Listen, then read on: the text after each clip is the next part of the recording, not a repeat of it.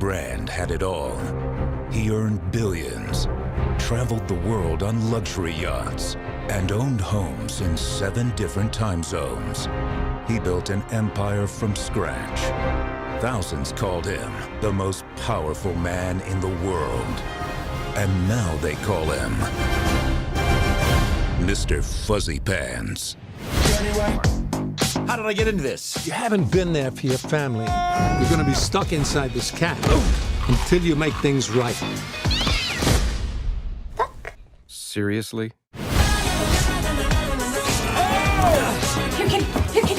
But I hate cats.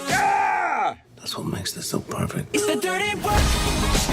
Somebody's gotta. You're the best gift I ever got. Just drown me.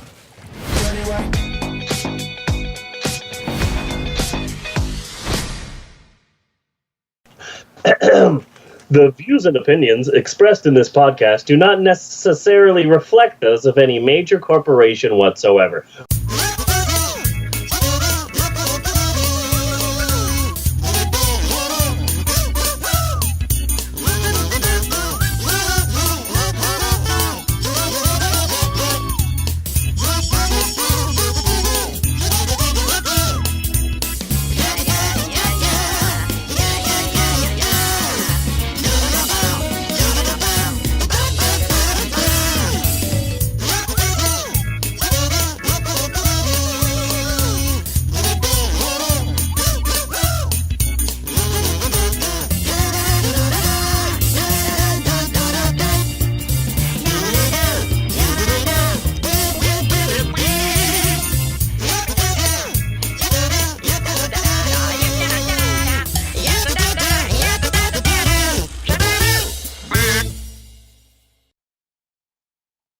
Welcome to the Pope on Film. I am Bunny Williams, and with me is Reverend Steve, I am the founder of the Church of Ed Wood.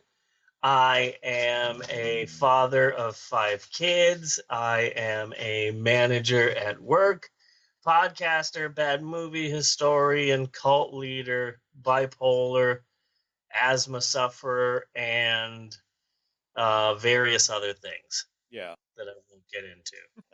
I am a little bit distracted because number one, my computer is just dead. My computer is dead, and that sucks. Yes, it does. Not only does the computer is the computer not charging. Number one, my battery charger is dead too, so can't really get it to charge. And number two, the computer is short circuiting so that my wife's computer charger works just fine on hers. Once you plug it into mine, it dies. Yeah.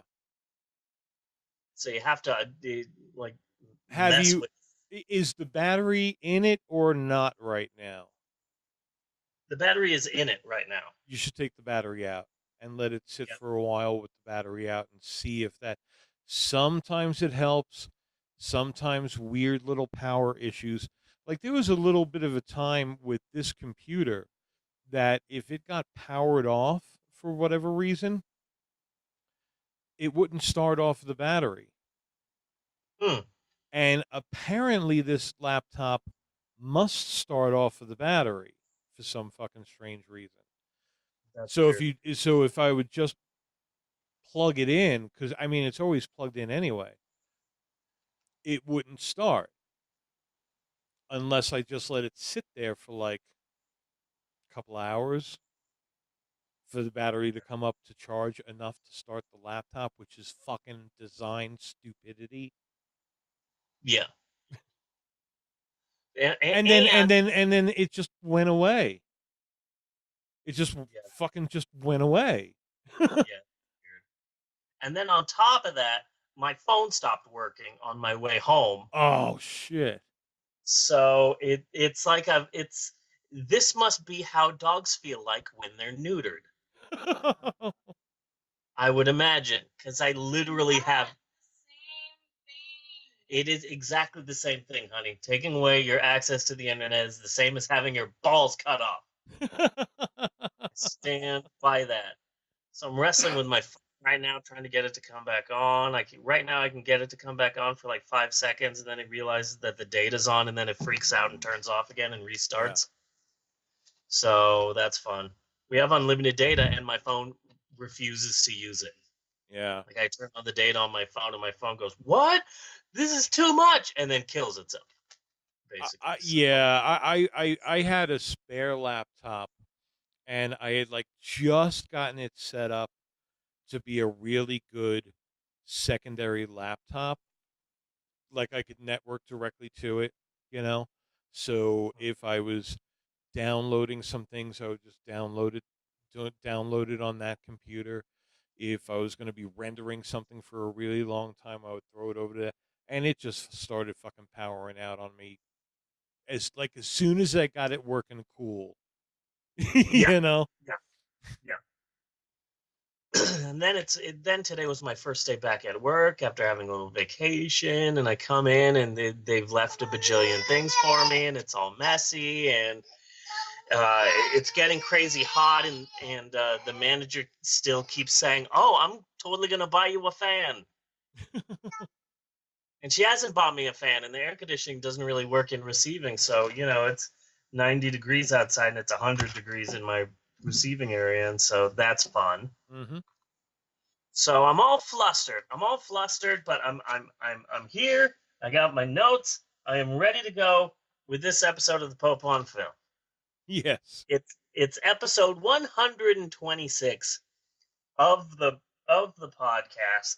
Pretty impressive number, and we here at the Pope on Film realize that this is episode 126. There is a possibility, however slight, that you, the listener of this episode, might not have heard all 125 episodes and special editions and extras that have led up to this episode 126. Yeah.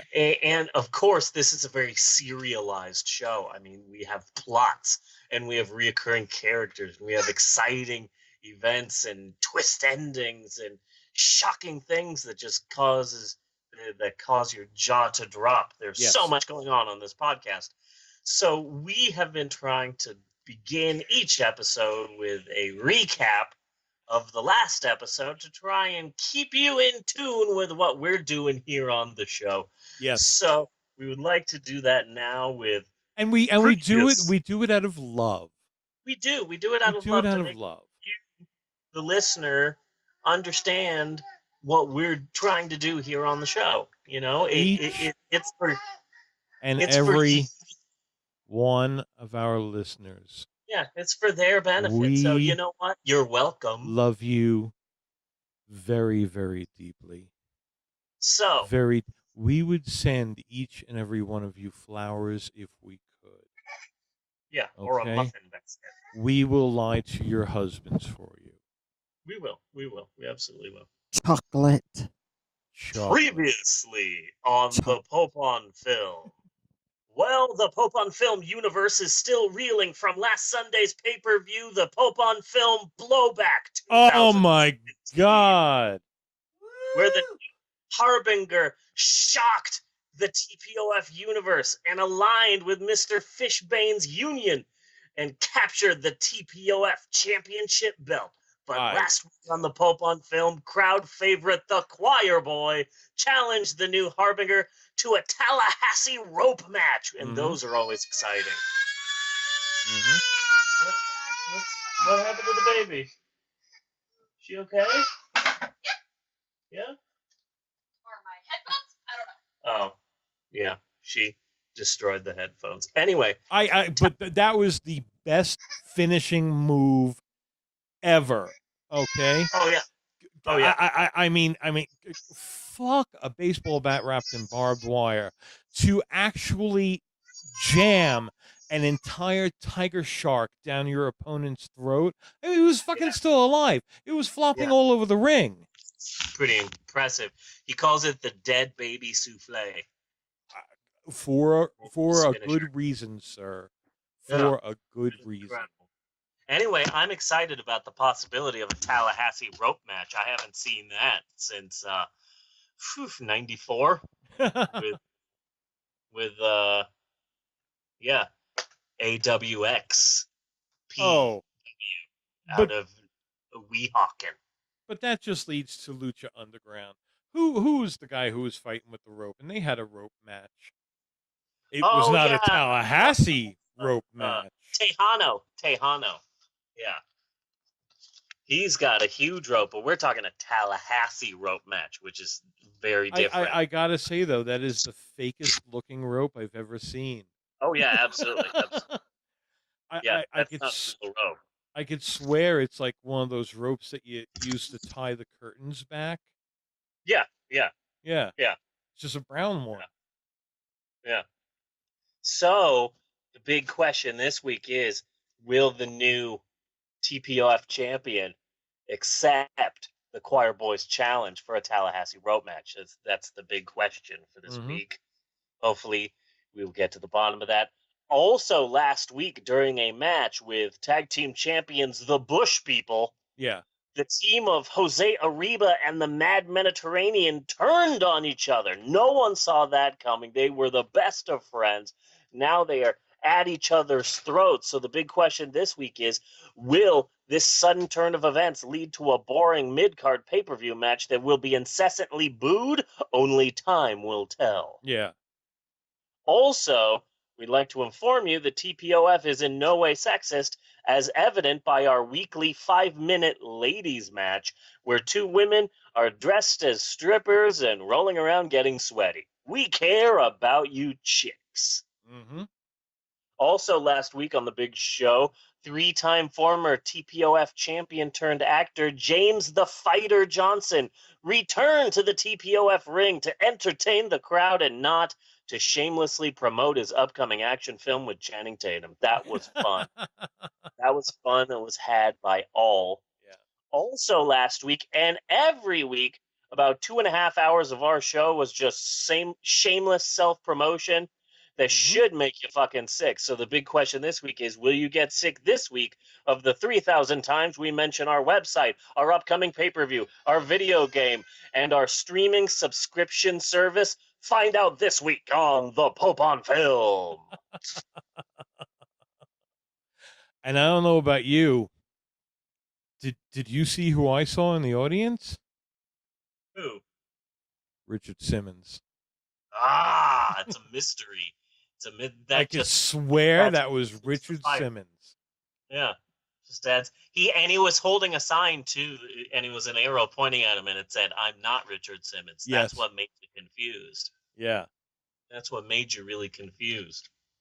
So hey, before I get to anything else, I have some exciting news. Well, for new listeners, we have exciting news as well.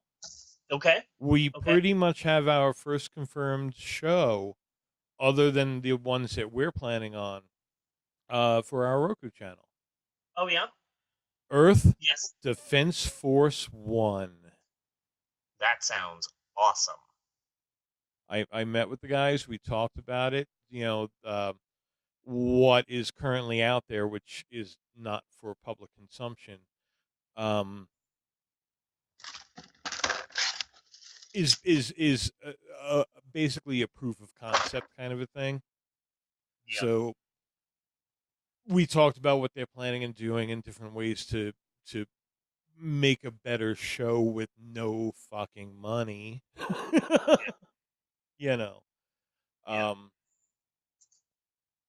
So that is the first show that we know of that's going to be on our Roku channel, other than our own. Nice. And I had talked to Liz about one of them that we had talked about a bit. The rock band on the spaceship. Yes. Okay. I decided the best way to do that, make it really simple. Okay. It's still a show for grown-ups, but basically we're talking about Josie and the Pussycats. Yeah. That's what we're talking about. So then in each week we can feature one of Liz's songs. She'll be like the lead singer in the band kind of a thing. And stupid shit happens. Yeah. But in space. Because I've made this awesome looking model. Yeah. And it must be used in something. Good. what I want to do for that, see, I'm trying to use this section of the show to not only refresh the new listeners, but to Yes. intrigue them Nice. that other things are happening here and they need to know. Yeah. The model looks fucking awesome. What else was I gonna say? I think I was gonna say something else. You were using this part of the podcast. Okay. Oh, the other thing I want to do about that though is that because I don't think this has ever been done. I have never seen anything like this done. Okay. Okay. But you can do it with 3D animation. So Dr. Vornoff is on the ship, as I've mentioned before, and I don't really want him to play any part in the episode. What I Okay. really want to do is I want Dr. Vornoff to be having completely his own show at the same time On the ship. on the ship. Do they occasionally run into each other, or Sure, all the time. That's what it'll be the fun is like you'll be watching the one show, the non-Dr. Vornoff show, and Yeah. he'll have to walk across the ship to get from one part to the other. You'll see him do that.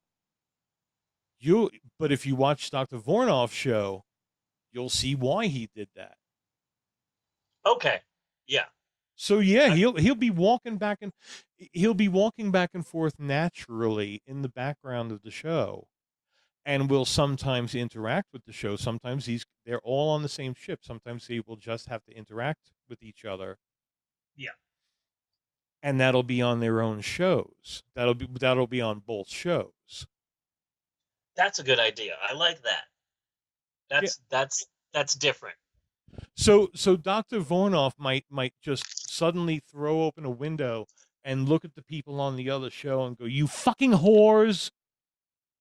And yeah, that's all you see on that show. But maybe on Dr. Vornoff's show, he's getting all paranoid and everybody's out to get him, and he's all alone in the world. That's why he's so evil. And then he throws up the window and yells, "You fucking whores!" Yeah, I like that. And I can't think of anybody who's thought of that yet, and I should probably not be broadcasting it throughout the fucking internet. Right. Again, that's how much we love you. Yes. Our listeners. Yes, we do. We love our listeners. So we have our confirmed show that there is an event on my Facebook page. The Pope on Film page on Facebook is being a royal bitch to me, and like I might have to actually break down and contact Facebook about it. Why? It locks up every time I go there. Really? Facebook just locks up. That's weird. And when is anybody informing Google Chrome that when a web page crashes like that, "Aw snap" is no longer a cool thing to say? And I really want Google Chrome to stop saying it. Aw, snap. Aw, snap. Come to my macaroni party and we'll take a nap. So there's an event up on the Facebook page. If you or anyone you know has a show that you don't really know what to do with, maybe something you've done for YouTube or something like that, we could talk about possibly putting it on the channel. Maybe seeing what kind of help we can possibly give to make it a better product. What the plan I am putting out there is that we'll get them. You give me 13 episodes of a show, 24 minutes, 45 minutes, basically a half hour, hour and a half, 2 hours, something like that. We will get that bundled into a Blu-ray. Okay, no matter how many episodes have to go on a particular Blu-ray, anything like that, special features, blah blah blah. Get it into our channel store, for an 80-20 split. So the artist would get 80%, which is fucking better than anything I've ever seen. Yeah. Hi, Maxwell. I'm recording the podcast. So if any of our listeners, or if you have a show, or if you know a show, or if you want to talk about a show, you've seen a show that you like, let us know. It's up as an event on our Facebook page. Yeah. Let us know. Hit us up. Contact us. We're all over the freaking place. It's not that hard. Maxwell, why are you whispering booty into my ear? There's no reason? You're just doing it for fun? Krabby Patty. Krabby Patties? Gotcha. Here, move. I'm getting some. Yeah. Good, Maxwell. Thank you for that. That was Okay. actually kind of creepy. Yeah, no, he was. That was really creepy. There's something I've always imagined that Slender Man's voice would be something like that. Any cheese? My girls were legitimately frightened of Slender Man for a while. Yeah, Emerald and Bella and just everybody was legitimately scared of Slender Man for a while. I've tried looking up Slender Man a couple of times, but the subject does not hold my interest enough to get me past an urban legend. Okay. Yeah. Do I need to delve more into this? I'm kind of interested, but not interested enough. Yeah. To find out what the legend is. Yeah, or why it matters or anything like that. I just always think it's the guy from Buffy the Vampire Slayer. Yeah. Ugh. Ugh. I just realized that. Ugh. I'm looking around for my pirate outfit. I might wear it to work for no reason tomorrow. Yes. Being the receiving manager, I basically don't have to follow any dress code. Yeah. So what that means is if I want to come to work dressed as a pirate, I can come to work dressed as a pirate. Yeah. Because I'm the receiving manager. So I'm looking around for my pirate outfit, and I'm having a hard time finding it. I could come as Captain America, but I feel like I do that a bunch already. Yeah. I don't want to overdo my Captain America wad. Oh, so Bunny. The drive-in, the Winchester Drive-in in Oklahoma City finally changed what they're fucking showing. Oh, thank God. I'm after a month, they've decided to change their films. So starting today and continuing on until next Thursday, they are showing Pirates of the Caribbean number whatever. 1, 2, 3, 4, number 5, I guess. Pirates of the Caribbean 5 and Guardians of the Galaxy Volume 2. Nice. Okay, you going? That is, hopefully, yeah. I think we might go on Sunday because there won't be a lot of people there because Jesus. Yeah. And this is Oklahoma, so that's probably our best chance to go see it. Yeah, that sounds like I don't think you're gonna do much better for a show. Yeah. Worth the drive. I'm not a big fan of the pirate movies, but I can see them making a very good fit.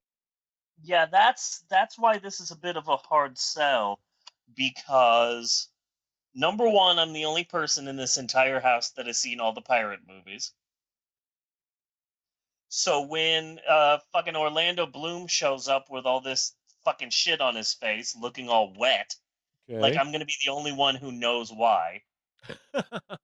And so I don't want to have to watch this entire film explaining to everybody renegotiating his contract. Huh? Renegotiating his contract? No, he's Is that why he showed up with his face all wet? No, he's the Flying Dutchman now. Oh. That happened at the end of the third movie. I don't want to have to explain all of these goddamn movies while we're watching this film. Number two, Maxwell really wants to see Guardians of the Galaxy 2. He's not going to stay up for that fucking thing. This is a pirate movie. It's going to be like 2.5 hours long. Yeah.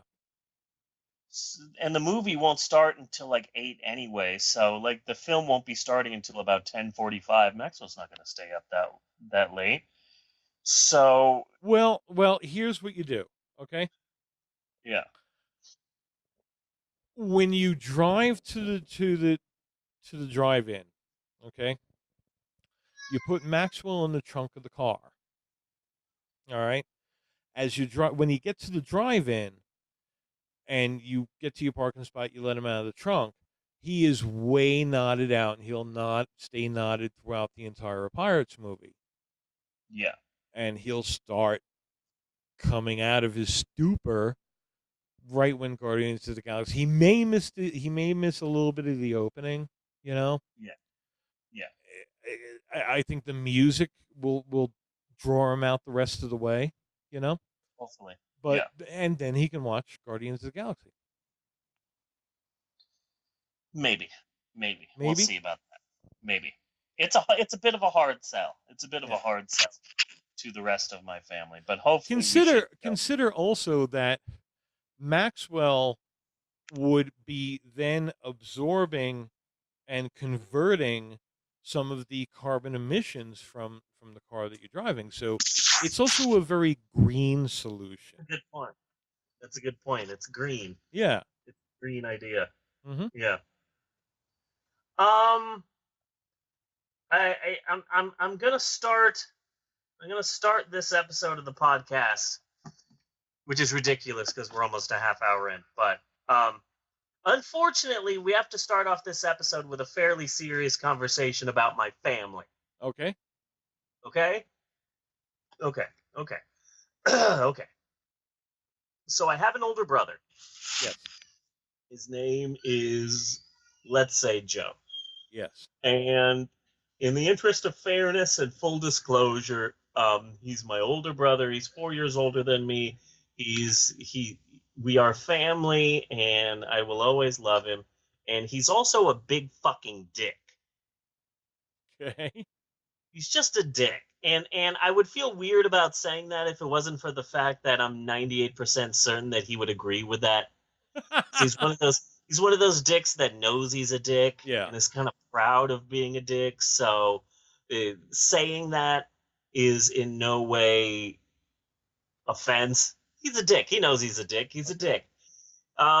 He has spent decades just fucking with me. Yes. And at times making my life an absolute living hell. We never got along until alcohol got involved. We didn't get along when I was little. We didn't get along when we were old, when we were younger. We didn't get older when we were teenagers. We never got along until we could both drink. Uh-huh. So the Maple Room, the dirt bar in Sacramento that we frequented almost every day. It was a rough time. My 20s were a rough time because literally we would be going to the bar and closing the bar like 5 or 6 times a week. Yeah. So it was a rough time. I remember the first time I went to the Maple Room, my brother's driving me over there, and he said, "No, hey, when we go to the bar, Stevie, don't be all weird, okay? Don't be all weird. I know that you're weird all the time. Just don't be weird, okay? These are my friends, and they like me, and I don't want you weirding them out with all your weird stuff, okay? So don't mention Ed Wood. Don't mention your stupid church. Try not to be so stupid and making jokes and stuff. Just be cool, okay? Just be cool, okay? So don't be weird. I really like these guys. I'm always talking to them about Phoenix and how cool Phoenix is and how much people like me in Phoenix. So just be cool, okay? Don't do anything stupid." So of course, like the first night that I'm there, for no reason whatsoever other than I want to piss my brother off, I sing a heavy metal version of Britney Spears. and his friends all love that, and after like a week or two, Joe's friends are like, "Oh my God, Steve, you're so awesome, you're so cool, we really like you, we're happy that you're hanging out with us. Hey, can you do us a favor? Can you get Joe to just fucking stop mentioning Phoenix all the time? It's really annoying. Like, hey, we know you like Phoenix, you don't live in Phoenix anymore, you live in Sacramento, so stop fucking talking about Phoenix." So yeah, so that's a little story about my brother. My brother was notorious when we grew up. My brother was notorious for not allowing me to have anything on my own. Yeah. But You know? but before we leave the dirt bar, okay? Yes, the dirt bar. I just had an idea concerning that, but with that idea aside, it should be pointed out anyway. You had once done an absolutely beautiful fucking blog post Oh yeah. about the dirt bar. I mean, you made many blog posts about the dirt bar. But there was one in particular that was much more of a story Yeah, yeah. than an I remember accounting, that. and No, it was it's good. absolutely beautiful. Uh, we should see about doing that up as a 3D animation. Oh, that would be nice. That would be nice. I No, that was a love good that story. story. I had Yeah. yoinked it from you a while ago. I don't think I still have it though. Yeah. No, it's somewhere. Yeah. I mean, God, I don't know when the last time was I went to the blog, but yeah. But no, that was a good story. Yes. I had wanted that to be a part of the Ed Wood Bible that I always say that I'm working on, and Yes. I guess I kind of am.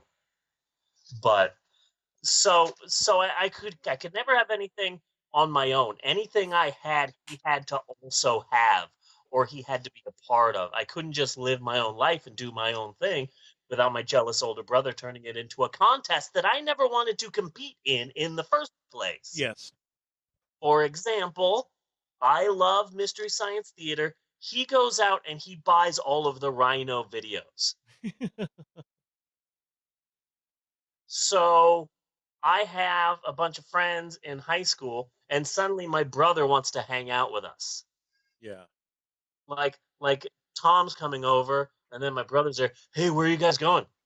Oh, so we're going to the mall? No, we're not going to the mall. Tom and I are going to the mall. You're staying here. You don't have to come with us. Why are you coming with us? Why are you coming with us to the drive-in? It's a bit odd. You know what? Whatever. I guess you're hanging out with my friends now because I can't have my own friends. Yeah. I used to make My friends and I used to make movies together with our video camera. We made such legendary movies that no one has seen, such as Flying Meat, Yeah. Blue, which was my art film, and Death to All of the Lovers. So of course, suddenly my brother has the best idea for a movie ever and has me get all of my friends together so we can make the film. So I create my here's another big one Mm-hmm. that still just blows my mind as if all of the things I've said so far aren't enough. This really cements it. I have my own religion. He created one too. Did he? He had his own religion. He gave up on it because he doesn't have like the stamina, the Trumpian stamina. She doesn't have the stamina. So my brother doesn't have the stamina, but he created his own religion, Yeah. and it was the religion of pro wrestling. And it, it wasn't enough that you were a member of the Church of Pro Wrestling. Whatever you believed in changed with each wrestler. Okay. So there was Mick Foleyism, and there was Stone Coldism, Uh-huh. and there was NWOism. There were all these different categories when you went into the Church of Pro Wrestling. Mm-hmm. And he worked really hard on it and then gave up. But for a while, he was convinced that his religion was going to be so much better than mine. Okay. Because I can't have my own religion without my brother literally just barging in. Yeah. And I and But see, okay, now he may call you stupid, but you've got to recognize that he obviously knows you're cool. And vicariously, if he steals these things from you, vicariously he becomes cool. Yeah. Well, they say that what is it they say? That They probably say a lot of things. They said shit about my mother once. That wasn't called for. that Yeah, they said that Adam Sandler was going to win an Oscar for Spanglish. That's what they said. There was a period in time when people were literally saying Oscar hopeful Adam Sandler. That was a Adam legitimate Sandler is that headlights. people were saying. Yeah. How many weeks has it been? We have still not gotten rid of Adam Sandler. Hey, that wasn't me. That was they. That was all they. That was they. Once I This felt is now. Yeah. Once I started loving Ed Wood, like junior high, high school, like 6th, 7th, 8th, 9th, 10th grade, my brother went out and tracked down a number of hard to find Ed Wood movies that I hadn't seen yet because the internet wasn't the internet. Yeah. And that really stung, the fact that my copies of Jailbait and Night of the Ghouls and Orgy of the Dead were actually my brother's. Oh. Now, right here, I should probably preface things, and I think I'm pretty far in the story to preface anything, but nevertheless, my older brother isn't dead. That's not where this story is going. Okay. I just want to be clear about this. My brother is alive. And my brother isn't dead. Is he dead inside? Of course he is. We all are. Welcome to 2017. We're all dead inside. But my brother isn't really dead. I But think I have an idea where we're going. Go ahead. I don't. You probably don't, but it's okay. Okay. But Joe made my life a living hell, and my parents didn't help matters at all. Most of the time, my parents made matters worse. Like, I remember one time I was at an arcade playing video games, and my mom apparently went to my brother and said, "Here's $10. Go get change. Give Stevie $5, Joe, and you can take $5 for yourself." So my brother went to me and said, "Here is $2.50. Oh. This is what Terry said you can have." And I said, "Okay." And I played video games, and then I was done. And my mom said, "You're done already?" And I said, "Yeah. Joe gave me $2.50." And Terry said, "Oh, I gave him $10. He was supposed to give you 5." And then I remember saying, "But he gave me $2.50, Mom. You need to get in trouble." And then my mom said, "Hey, it's not my fault that you didn't stick up for yourself. You should have stuck up for yourself and gotten the full $5. It's not my fault that you're so much of a wuss, Stevie." How were you supposed to know that there was a full $5? I don't know. I don't know. There was one time that we were driving to school. We were driving home from school. There was a small period in time in which my brother and I, because we went to a Catholic school that went from kindergarten to 8th grade, there was a small period in time when my brother and I went to the same school. And I remember we were driving home. I must have been in 4th grade and he was in 8th, I guess. Yeah. Or maybe I was in 3rd grade and he was in 8th. I don't know. But we were driving home and we had just gotten the schedule for the month that showed all the things we were going to get at the cafeteria. And on the side was a little, a crossword puzzle. And my brother said, "Oh, Stevie, I bet I can beat this crossword puzzle before you." And I said, "Okay, I bet I can do really, really good. I'm going to try my hardest and I'm going to do good." So my mom said, "Okay, I'll be the judge. You guys start now." And so I worked so hard trying to get it all done. And I was so proud that I was like halfway done when my brother said, "I'm all done. It was easy." And I got really upset. And I remember being really, really, really upset. And so when we got home and everybody went inside the house, I just stayed in the car because I was so upset. And I got the schedule and I crumpled it up and I threw it on the ground. And that's when I noticed that the answers were in the back. Yes. And so I went to my mom and I said, Terry, Joe cheated. The answers were in the back, and he was just looking at the answers the whole time. He cheated, and I should have won because I was trying without cheating. And my mom said, well, Stevie, Joe was just smarter than you. Oh. You should have he didn't cheat. He just outsmarted you. You just got outsmarted, Stevie.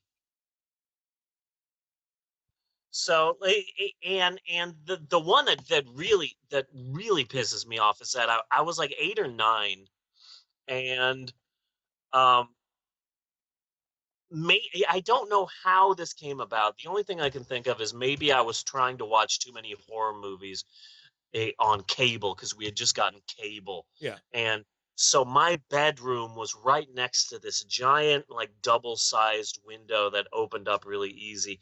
And I just became convinced that while I'm sleeping, someone was going to open up the window and jump in Mm-hmm. and like kill me in my sleep. It was going to be a robber. It was going to be a robbery, a break-in, and they were going to come in through my huge, massive windows, and they were going to see a little kid there, and they were just going to kill him. So I would stay awake as long as possible because I was afraid that once I went to sleep, some robber was going to come in and kill me. I was just convinced of this. Mm-hmm. I was an 8-year-old, and I was absolutely convinced that I was going to be killed in my sleep by a robber. So I don't know what to do, and I'm super scared. So stupid me, I say I should tell my parents about this. That was a mistake right there, because my parents weren't really parents. I don't know what they were, but they weren't parents. So I went to my mom, and my mom was in the kitchen, and I said, Terry, because I never called her mom. Terry, I haven't been sleeping, and I've been really scared, and I'm pretty sure that a robber's gonna come and kill me in my sleep. And apparently my mom overheard me, misheard me. She didn't hear me correctly. Mm-hmm. And she thought that I said that I was scared that my brother was going to kill me in my sleep. Okay. And my mom thought this was fucking hilarious. Okay.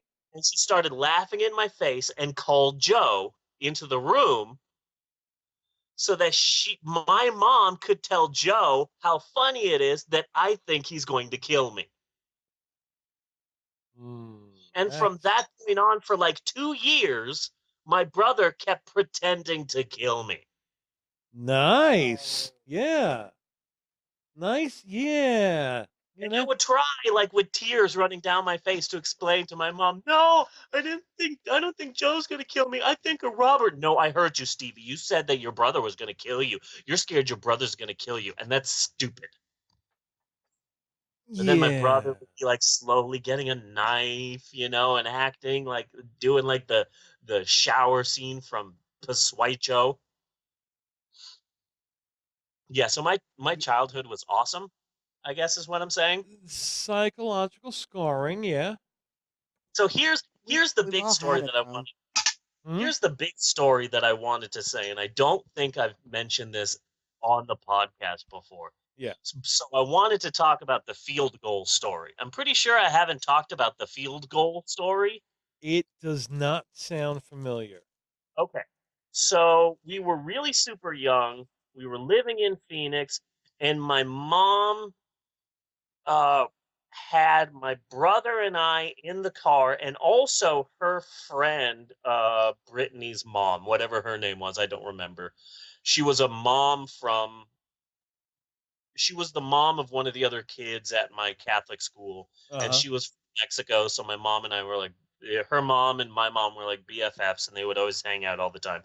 And so we were hanging out, and they had just we were on the way home, and then my mom just decided, she was driving, she said, I've got an idea. Why don't we go to Dairy Queen? Kids, do you want to go to Dairy Queen? I can get you kids some ice cream. Wouldn't you like that? And my brother said, yes, I want to get ice cream. That's cool. But I said, no, because Gumby's going to be on in 15 minutes, and I don't want to miss Gumby. I was a huge Gumby fan. Gumby was some trippy ass shit. Yes, it was. And I loved Gumby, and they played Gumby every day at like 3 p.m. on channel 15 in Phoenix, and I had to rush home so I could catch Gumby. And my brother said, "That's stupid. You don't want to get ice cream because of Gumby?" And I said, "Well, yeah, I like Gumby. Gumby is cool, and I want to watch Gumby." And so my brother said, "Well, fine. We can drop stupid Stevie at home, and then we can go get ice cream." And my mom said, "No, Joe, you have to stay at home because you have to take care of Stevie. We can't leave him home alone. He's a crybaby. He needs to be with someone. So you have to go home and take care of him." And then my brother said, "Well, can you get ice cream for us?" And my mom said, "I'm not going to get ice cream for you. If you guys want ice cream, then you guys need to come with me to Dairy Queen. I'm still going to Dairy Queen. I'm getting Dairy Queen for myself Oh God. and for my friend Brittany's mom. I'm not getting ice cream for you guys. If you want ice cream, you should come with me." My brother said, "But I want to come with you." And my mom said, "Well, tough luck. You have to stay at home with Stevie. I'm going with Brittany's mom to get some ice cream." So Oh. so my mom dropped the both of us off at home, and I'm completely clueless to how my brother feels about this. I'm just excited to go home and watch Gumby. Yeah. So she pulls into the driveway, and I'm all excited, and I jump out of the car, and I'm super excited, and I turn on the big ass knob on the TV, and I Mhm. sit down on the floor. The door is open to the TV, into the TV room where I'm watching TV, and I'm sitting down Indian style, all happy and excited, right in front of the TV, waiting for Gumby to come on. Gumby's going to be on in like 5 minutes. Yeah. Now, the TV room has a big, long hallway, and at the end of that hallway is my brother's room. It's a huge-ass room, and it's his, and he gets the biggest room because he's Joe and I'm Stevie. I have a small little closet of a room, but whatever. Um, Eventually, here's a good, happy part of the story. Eventually, my brother realizes that there's a tiny beam that kind of crosses through the roof of my tiny ass little room, and in the 80s hairband way that my brother was, he said, "Hey, that beam in Stevie's room, that would be awesome to hang up my heavy metal posters." So teenage burnout Joe switches rooms with me, so I get this big ass massive room. Yeah. Eventually, we're still in the house when my brother marries, and his wife lives in the house with us, and she has a baby, and I refuse to leave the big ass room. Yeah. In retrospect, I probably should have given the big ass room up to my brother and his wife and the baby they had, but I said no, that motherfucker shouldn't have switched rooms Yeah. 11 years ago. That's his fault. Yeah. So I'm really happy that I got to keep the room. But anyway, You really need to block all this out of your head somehow. oh God, no, Swallow your feelings down deep, deep inside. that's why I never. This is a good portion of the reason why I never talk to my family. But Yeah. anyway, I'm sitting on the floor. There is a lot of similar things with my sister. Yeah, You know, very yeah, similar kinds of things. yeah. She would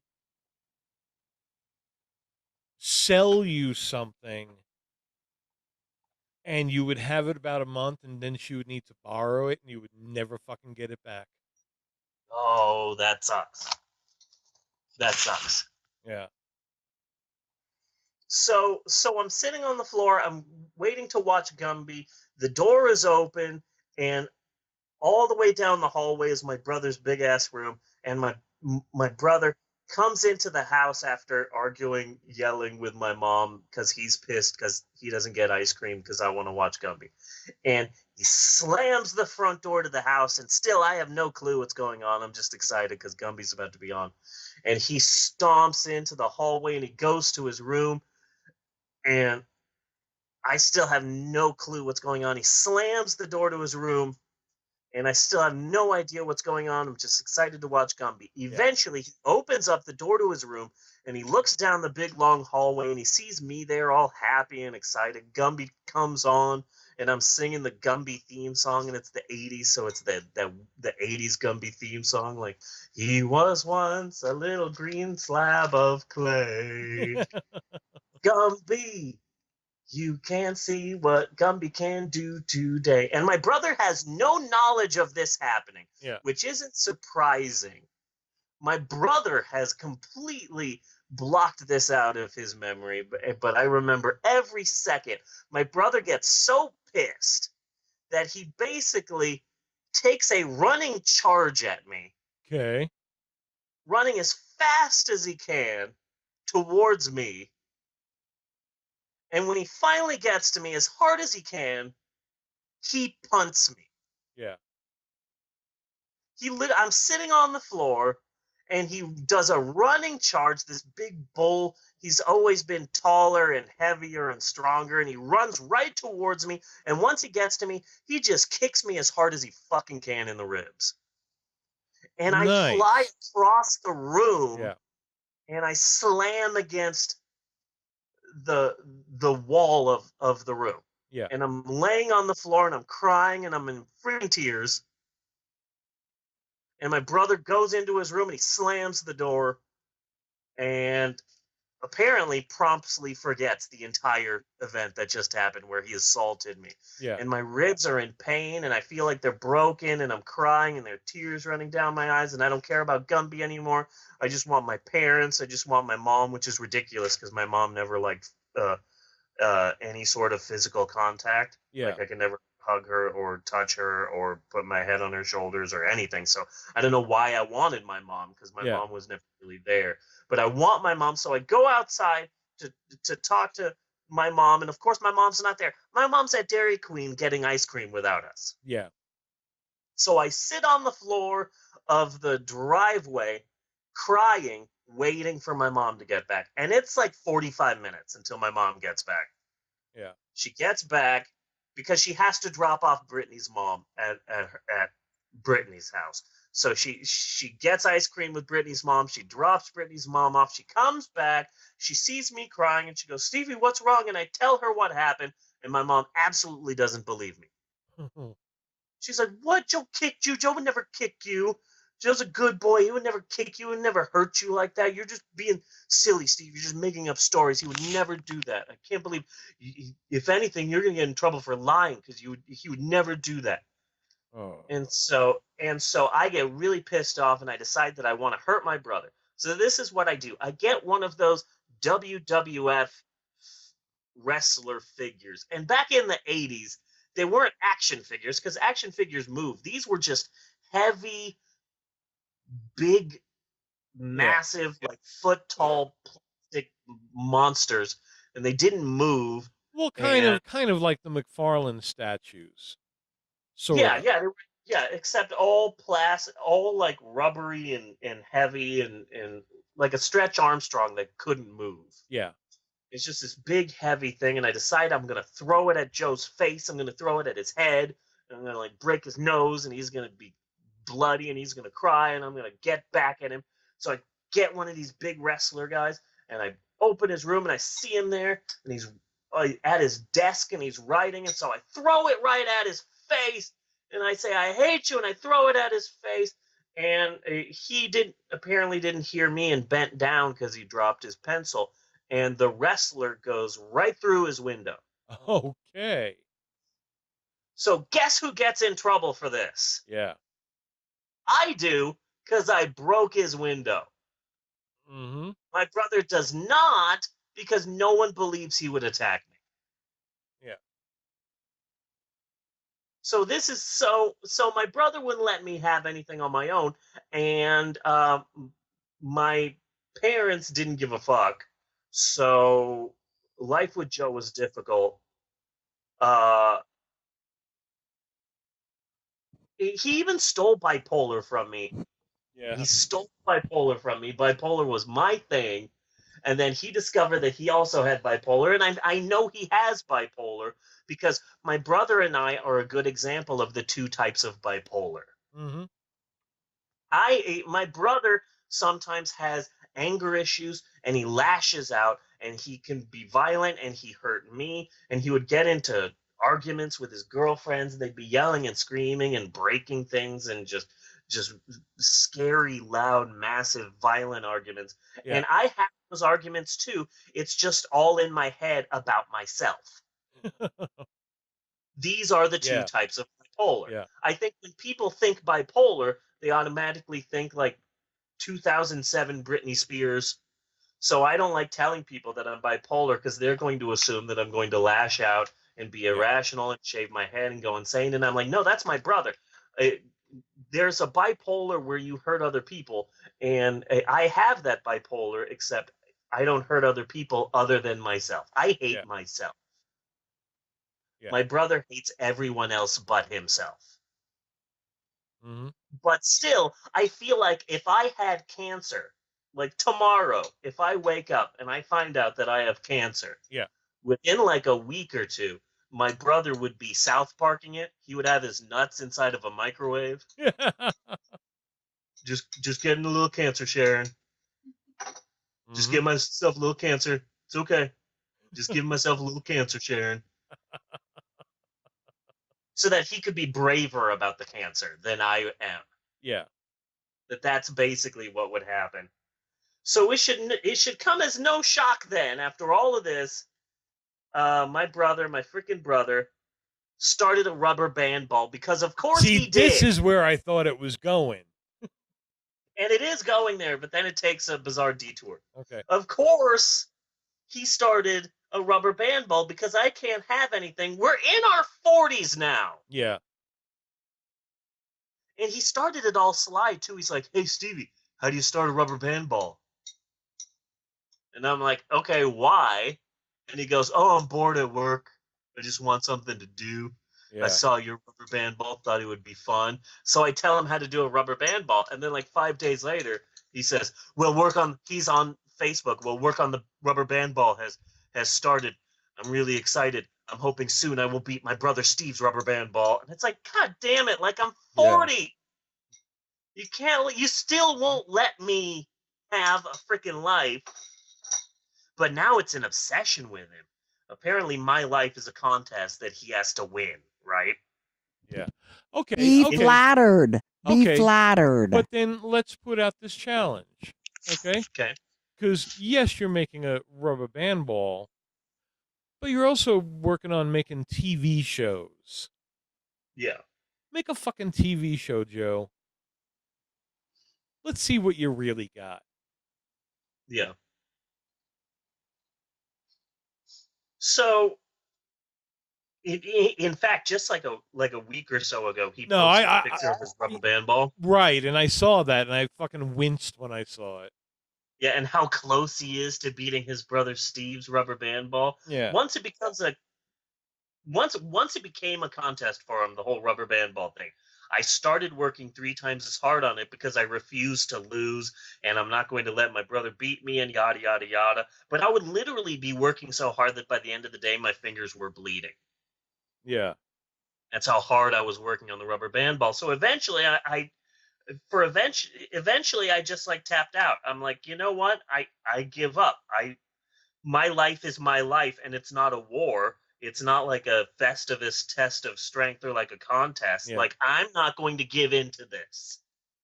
But we did contribute. Yes, you did. We sent rubber bands, and one of them was a special rubber band. I forget what it was, though. What was that rubber band, baby? You don't remember? And Jeannie wrote like a little note, and so I put the note in the rubber band ball. Yeah. Like the note was attached to one of the rubber bands, and I just went, I'm not taking this off. This note is in there. So Jeannie's in the rubber band ball. Nice. Yeah. So at the end of last week, my brother threw a curveball. He right before he had posted that thing about the rubber band ball, and it pissed me off. And he's like, "Oh, he's close to beating me." And I thought, damn it, I should beat him, or I'm angry at him. I'm just pissed off at him because he turns everything into a contest. And God damn it, he's such an asshole. I'm gonna lash out at him. And then my brother threw a curveball. Yeah. He went into rehab. Ooh. And I'm kind of pissed off about that. Yeah. I'm kind of pissed off about that because basically what he did is that he Michael Jacksoned himself. Because Michael Jackson was all like, oh man, I think we, the globe, we, all of America, we hate this Michael Jackson guy. I mean, he's living in the Middle East for no reason. He's constantly wearing a mask because people can't see him. He's putting his kids in like zoo masks when they go outside. Yeah. They're not allowed to go to school or spend any time away from their father. He's dangling them from balconies of hotels. Yeah. This Michael Jackson guy, he is just weird and bizarre, and just we're going to make fun of him, and he's going to be the butt of a million jokes, and we hate him. And oh, wait, he's dead. What was I saying? Oh, yes. I've always loved Michael Jackson. Yeah. And no one is allowed to make fun of him ever. No. And so I feel that my brother, the son of a bitch, Michael Jacksoned me. Yes. Now he's an a-hole, and I can't make fun of him because he's in goddamn rehab. Well, but the key here is that he's your asshole. He is my asshole. So you always can. Yeah. So I was torn, and If it was there's any perk to it, that's it. Yeah. Because by the same token, you, if he were to get cancer, you can still make fun of him. Yes. And you got cancer. Should. Way to go, you dumbass. I could not. Yeah, okay. I gotcha. So I was feeling awkward and I wasn't sure what to do, like how do I deal with my brother being an asshole and getting into this massive rubber band battle, and now he's in rehab and I wasn't sure what to do. And that's when it hit me. Yeah. I don't know a lot about mental institutions or rehab facilities like my brother does, but I know a few things. Like, I know if you go into a rehab facility, most of the time you got to like give up your phone. You can't be like texting and tweeting and checking your Facebook when you're in a rehab facility. You can't take in like a beer. Mm-hmm. You can't take in your phone, and you certainly can't take in a 7-pound rubber band ball to work on. Yeah. So yeah, I'm back working on the rubber band ball. Good. So I figured then my brother being in rehab was the perfect time to rocket past him and cement my legacy as the undisputed king of the goddamn rubber band ball, because Joe can suck it. But then he got out of... Yes, and it would be good to present that to him when he gets out of rehab. Yeah, but then he got out like a day and a half later, because apparently what happened was he was on this medication, and the doctor said, the medication's working out for you. Good, huh? Great. We're just going to give you 4 times as much as you were taking before. And I'm sure everything will be fine. And my brother immediately went from being like a productive member of society to Ozzy Osbourne. Okay. Like, suddenly he was shaking, and he had a hard time keeping still, and he would forget things, and apparently he was hearing things, and it was driving him nuts. So he went to his doctor, and his doctor said, you know what this is? You're probably having DTs because you're such an alcoholic. You're going to rehab. Okay. And my brother tried to tell the doctor and tell his wife that, hey, this isn't my alcoholism, it's the pills I'm taking. And apparently his wife and his doctor both said, yeah, nice try, drunkie. Okay. See ya. So my brother spent about a day and a half in a rehab facility until eventually the doctors at the rehab facility said, yeah, this guy isn't an alcoholic, it's just the fucking pills he's on. Okay. So they let him out. But then my brother realized that, so I took the dose I was taking of this medication down, and I'm feeling a lot better on my normal self. But I now do realize, however, with the small amount of time that I spent in the rehab facility, that I will be continuing to take these pills until the day I die, and alcohol really fucks with these pills. And so, yeah, I guess I got to quit drinking. Yeah. He only realized that after he got out of the rehab facility for alcohol abuse. But my brother is now trying to quit drinking, and good for him, but he's also a dick and he can suck it. But I'm pretty sure that all of this drama about the rehab facility and the pills and turning into Ozzy Osbourne has really kept his eye off Well, of there the comes a rubber band ball, which is the important thing here. That's the yeah, important part of the story. Not your brother's mental health. yeah, Yeah, not my brother's mental health. It's all about the rubber band ball. yes. Everything back to the rubber band. Yeah. Hmm. I agree. But see, the thing is this is kind of the Trump effect, okay? Because if you saw a picture of Trump giving a balloon to a little girl, you would still see just a giant dick. Yes. You Yeah. know, there Yeah. is no setting anymore, no photo op that would be nice enough for you to see anything but a giant dick, maybe doing something nice. Yeah. But it's still a giant dick. Right. So it's the Yeah. same. So it's the same Yeah. sort of thing I feel that you are experiencing with your brother. Yeah. Like Hitler loved puppies Yes. and painting, Yeah. but he's still Hitler. Yeah. Hmm. So that's the end of talking about my family, and that was some nice therapy. Good. But it was also a big fat Debbie Downer. So let's dive deep into the strange news mailbag. Okay. Before we dive, Kind of clear the palate. Yes. before we dive, do you want me to clip that out?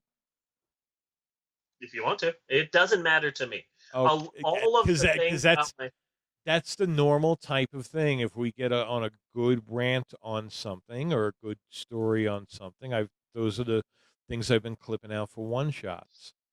So okay, well, I thought of the robbery when I was thinking about whether or not you should clip this out.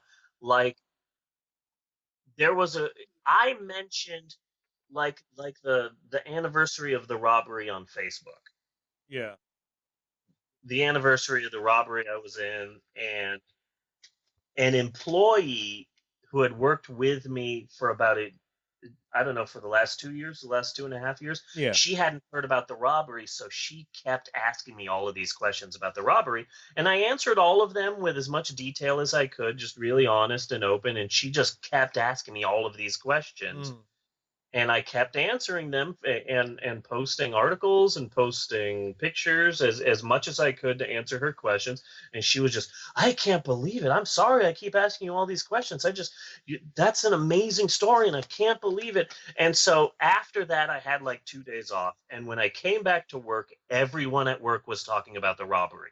Okay, Everyone was treating me different. Everyone was like, "Oh, Steve, how are you doing?" With that weird tint in their voice of yeah, like, "Oh, I'm sorry. I heard about your mom."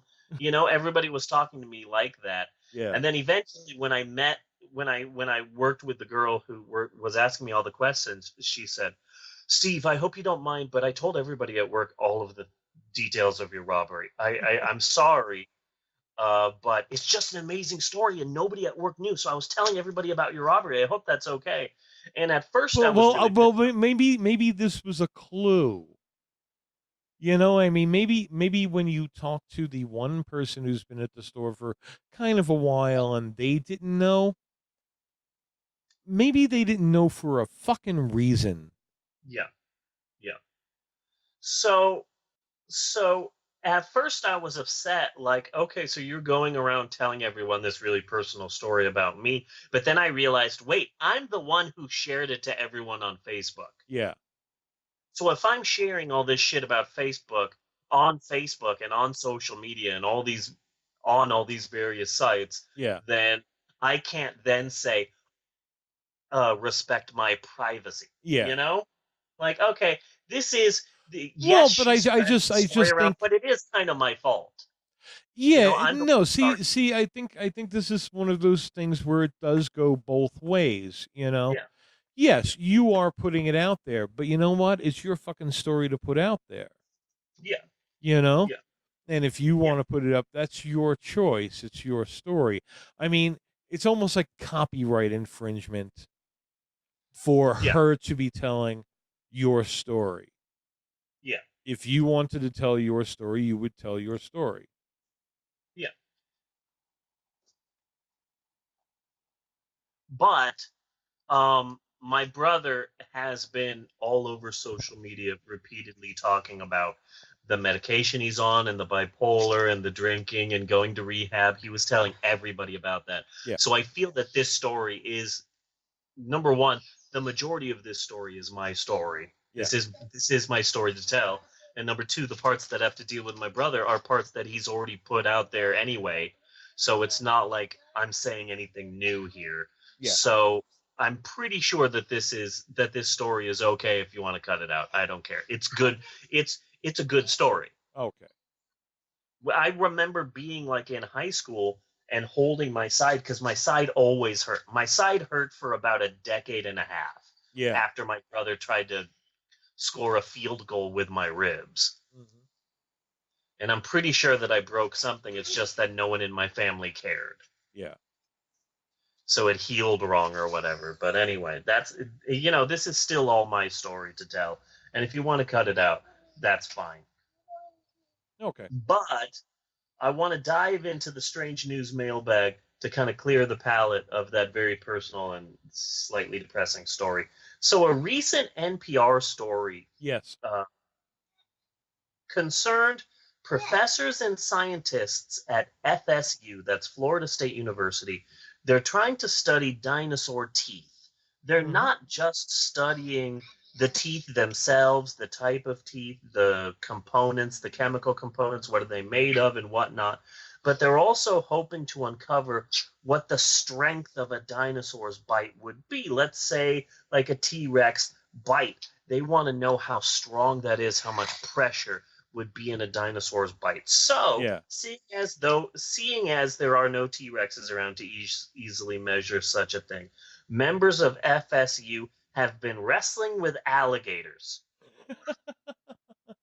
Alligators are apparently a close relative of the dinosaur, and what these scientists and professors have been doing at FSU is that they've been wrestling these alligators and forcefully getting these experimental alligators to bite down on scales to measure the force of the alligator's bite.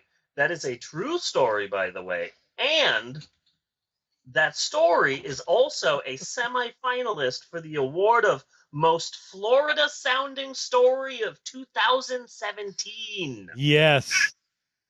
Yes. So far, how much more Florida could that story get? And the answer is none. None more Florida. Yeah. It's like Spinal Tap's Black album. How much more black could this be? And the answer is none more black. The only way that story could be any more Florida is if the alligators were on meth. Excuse me. If they were in a sinkhole hurricane. Yes, and if they were in a sinkhole. If they were in a sinkhole in a hurricane. In a sinkhole hurricane. So just a hurricane made of sinkholes? Yes. Yeah. And alligators.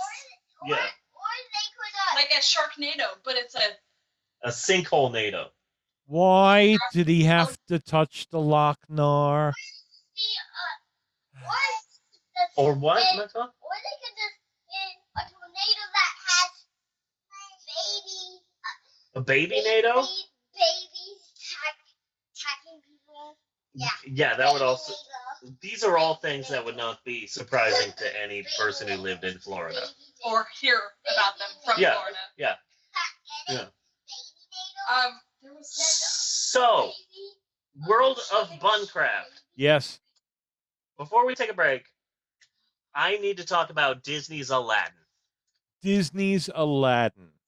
Yes. We are not going to mention strange news that our president touched the Loch Nar and the pit of hell opened up in front of Mar-a-Lago. Oh my God, no, that is a bit weird. Okay. It's a bit weird. The glowing orb. The glowing orb. Yeah, the bizarre glowing orb. Yes, Maxwell?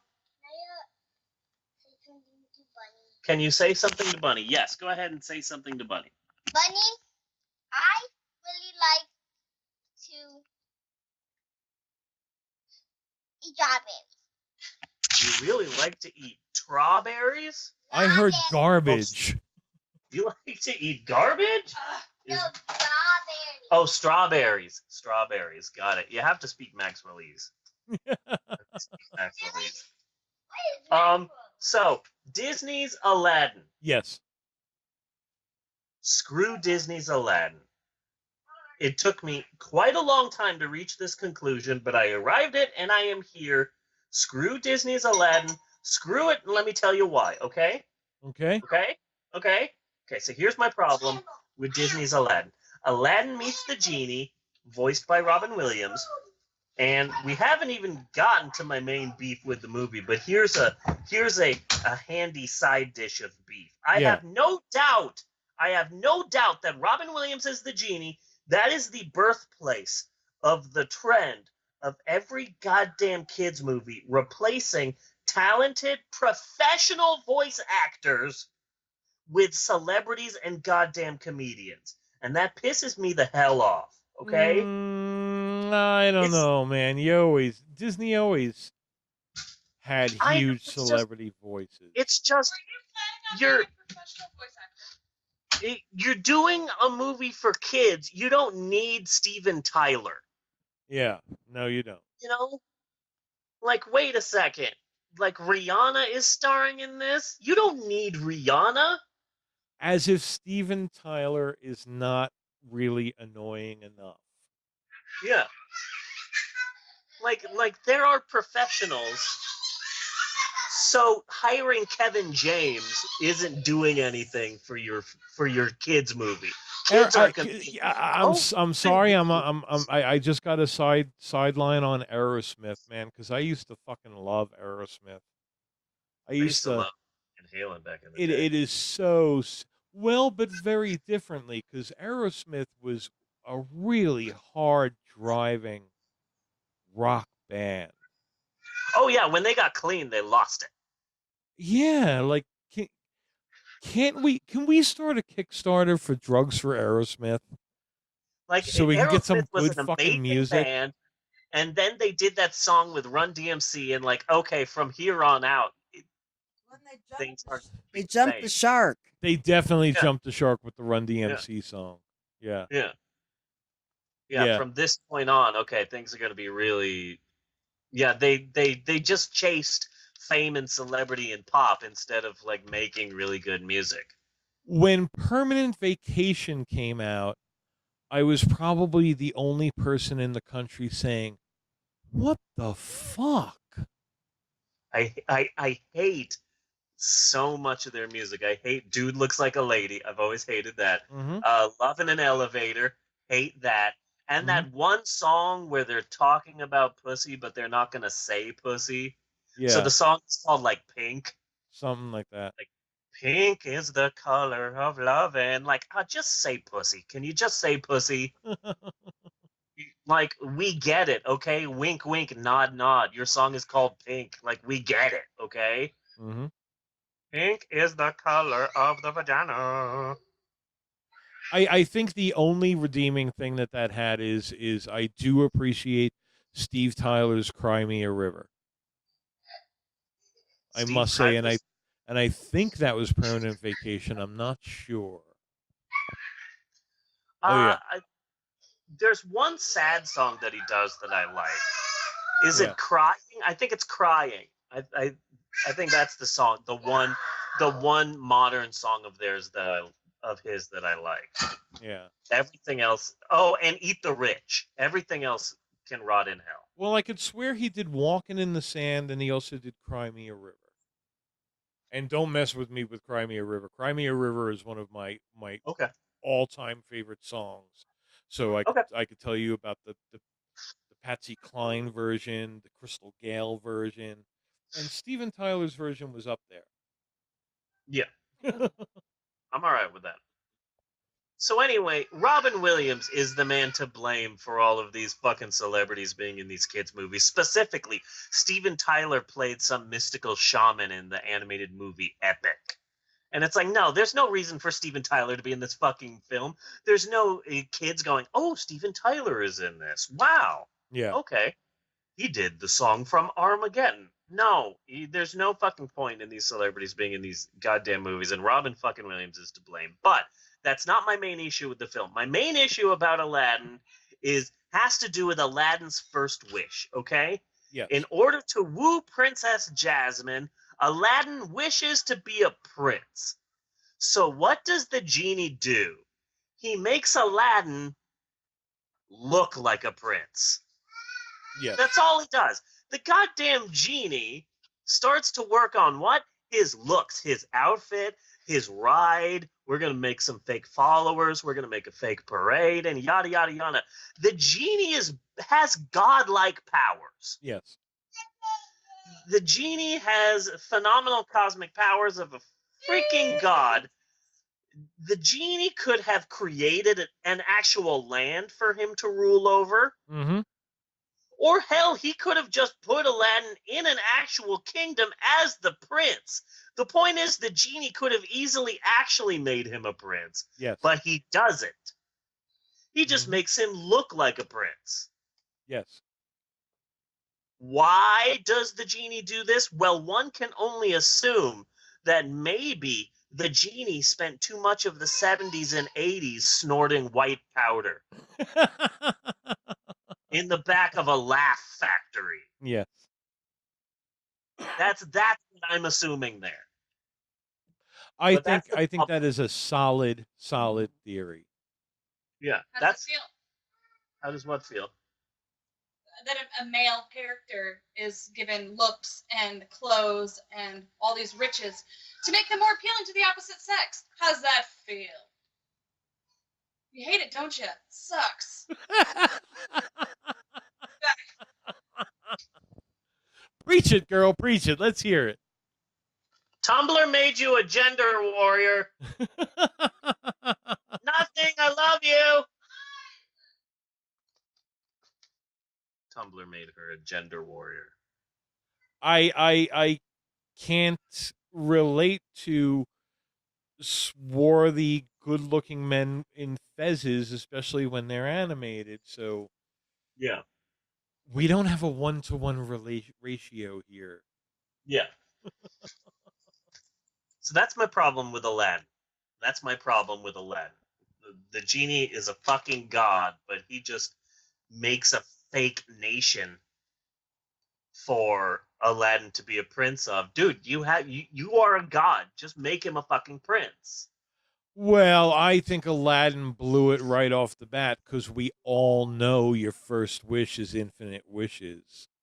Yeah. Yeah. We all know that. Yes. No, we all do know that. Mm-hmm. So we still have a lot to go here on the show. We have a really good notes from the bookstore, which starts in a weird way. Yeah. You know what? I'm just going to say this now. I always like to think that Notes from the Bookstore is my news from Lake Wobegon. Yes. So I just decided, wait a second, this is my podcast. Fuck it. So Notes from the Bookstore starts at Lake Wobegon. Okay. So Notes from the Bookstore is weird this week, and I'm really proud of it. It goes in a bizarre way. We're going to be talking about a lot of things for the rest of the episode. We're going to be talking about fidget spinners. Yes. We're going to be talking about things that Richard Simmons might be up to. Yes. We're going to be talking about Casablanca and Talking Cats and Kevin Spacey. We have a lot to talk about. But before we get to any of that, maybe we should take a break. Should we take a break? We should take a break. We should take a break. We will be right back with more of the Pope on Film after these commercial messages. Do do do do do do do do do do do do do do do do do. Oh, I forgot to mention that Bella is not here. Oh.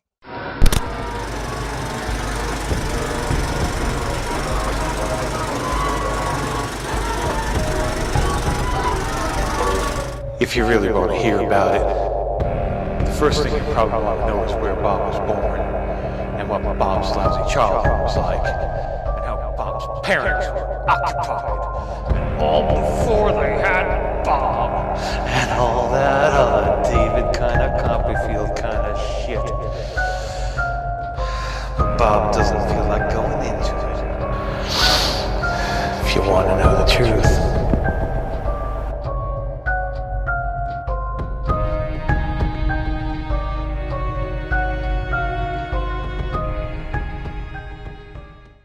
Oh, do you agree, Maxwell? Yeah, I do agree.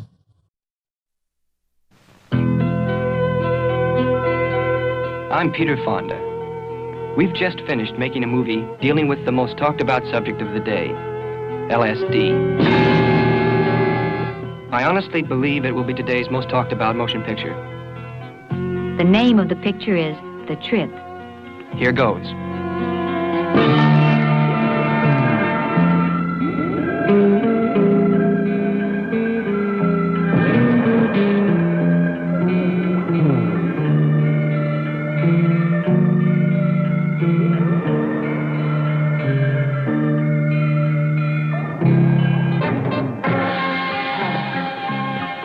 Oh, it gives off an orange cloud of light that just flows right out over the sea.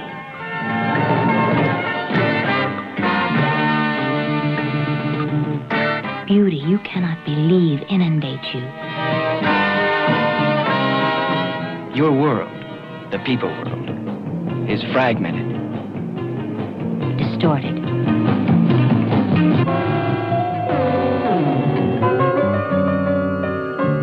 Passion is a rainbow of ecstasy.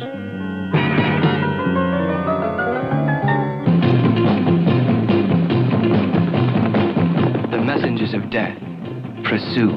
Terrify you.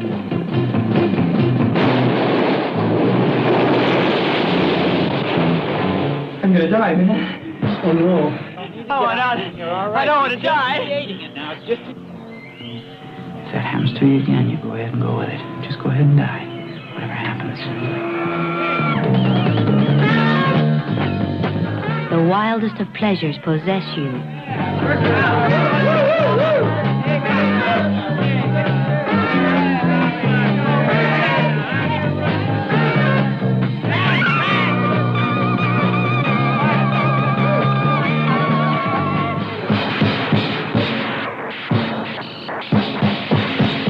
It will blow your mind.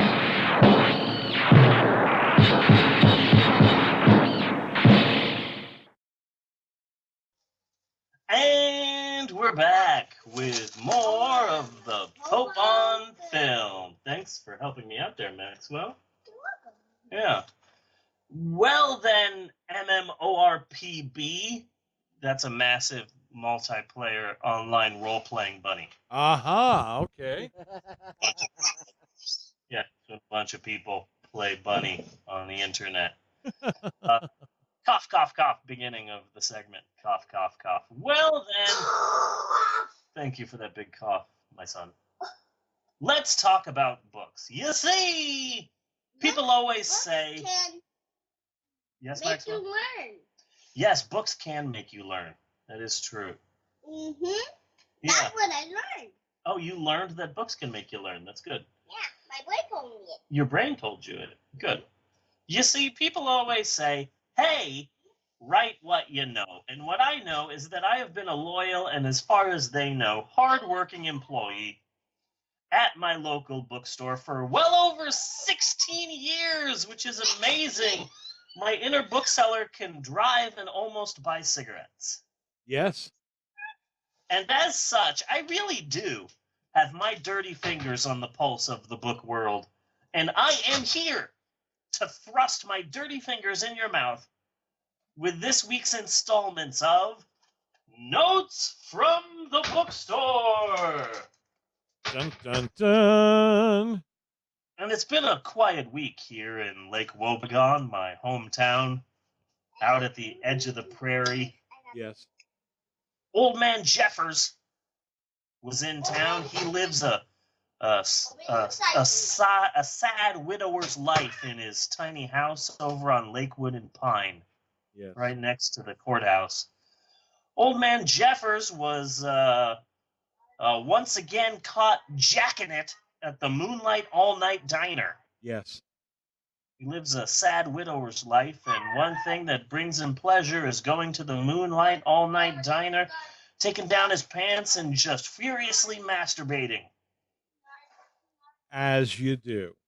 As you do. Most of the people in Lake Wobegon have gotten used to Old Man Jeffers furiously masturbating at the diner. But we had some tourists into Lake Wobegon. Maxwell, could you not play that baby's piano while I'm trying to podcast, please? If you could stop doing that, I would appreciate it. We had some tourists into town, and the tourists weren't used to Old Man Jeffers, and well, the police were called, and on account of Old Man Jeffers being an unarmed black man, he was shot to death by the wonderfully quaint Lake Wobegon police force. The wake was held a few days later at the rec hall of the local Presbyterian church in town, where coffee and bars and gossip were served and enjoyed by all. Yes. Then, wouldn't you know it, the most remarkable thing happened at that wake, probably the most amazing thing to ever happen in town since the Sullivan twins did their tap dance routine at the Presbyterian Talent Show and Bake Sale last spring. They were good. They were very good.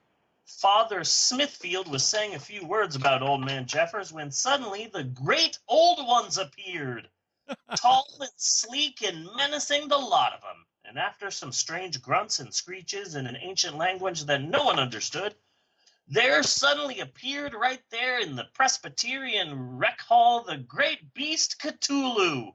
Yes. All at once engulfed Father Smithfield and a dainty arrangement of begonias that was given by the ladies of the Lake Wobegon Knitting Circle, who all loved Old Man Jeffers on account of the well-known around town, that despite the median age of the members of the Lake Wobegon Knitting Circle hovering around 97 years of age, Old Man Jeffers was boffing every last member of that knitting circle. Aha! Great vigor.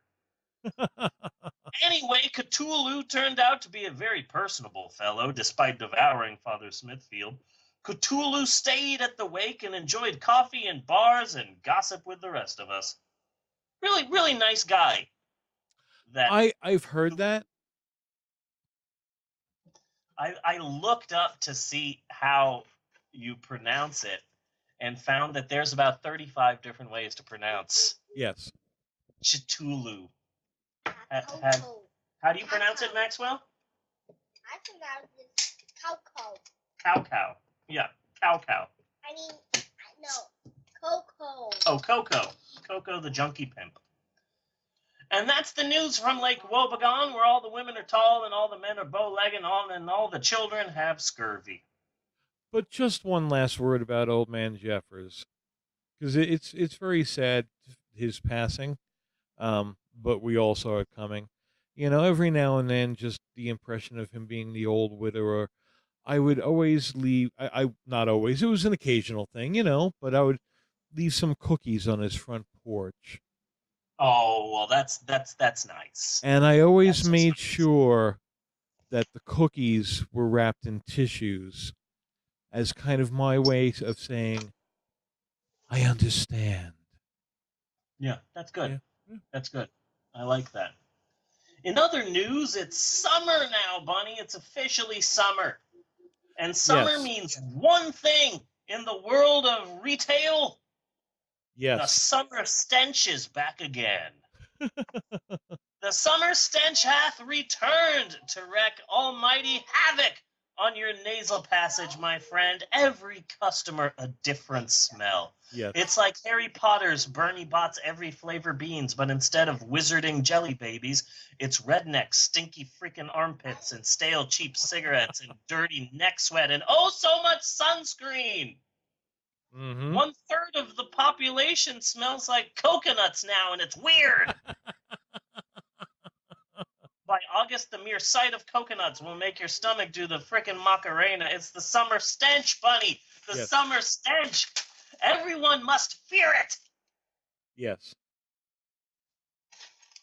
Disturbing.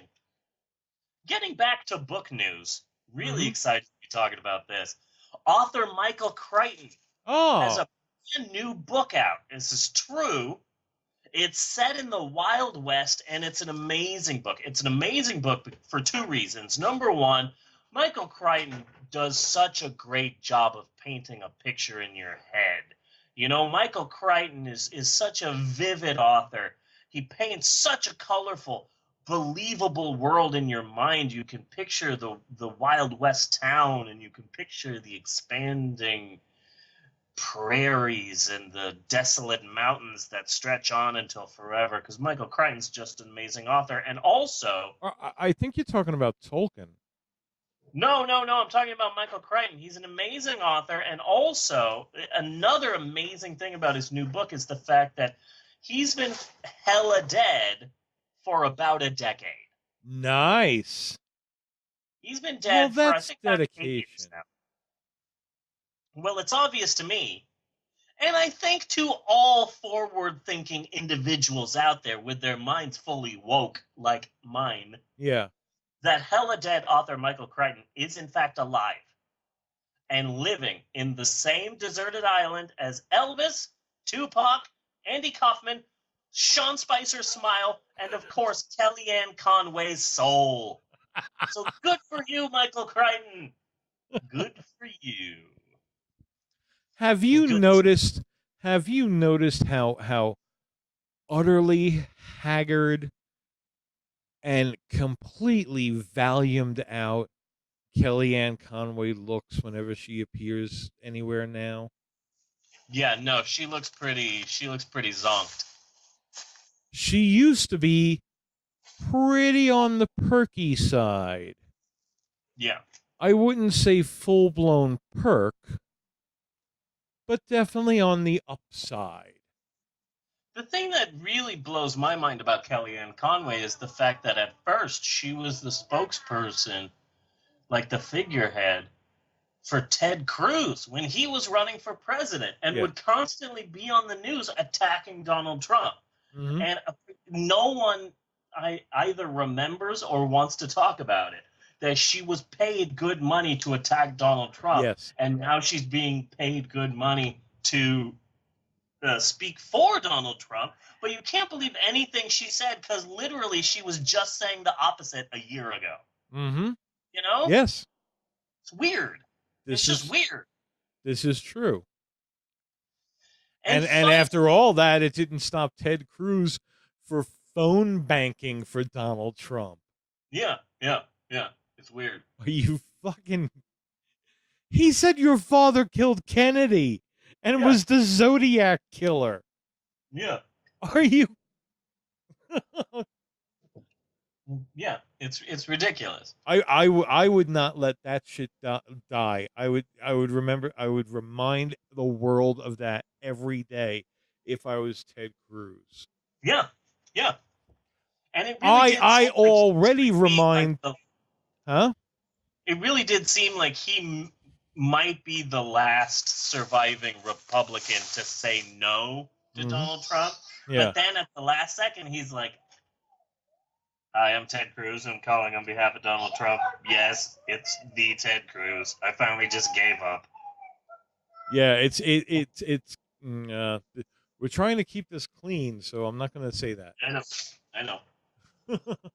And finally this week, in an effort to seem young and hip and with finger quotes, your local bookstore would like to announce that, yes, we do have a limited amount of fidget cubes and fidget spinners in stock. Yes.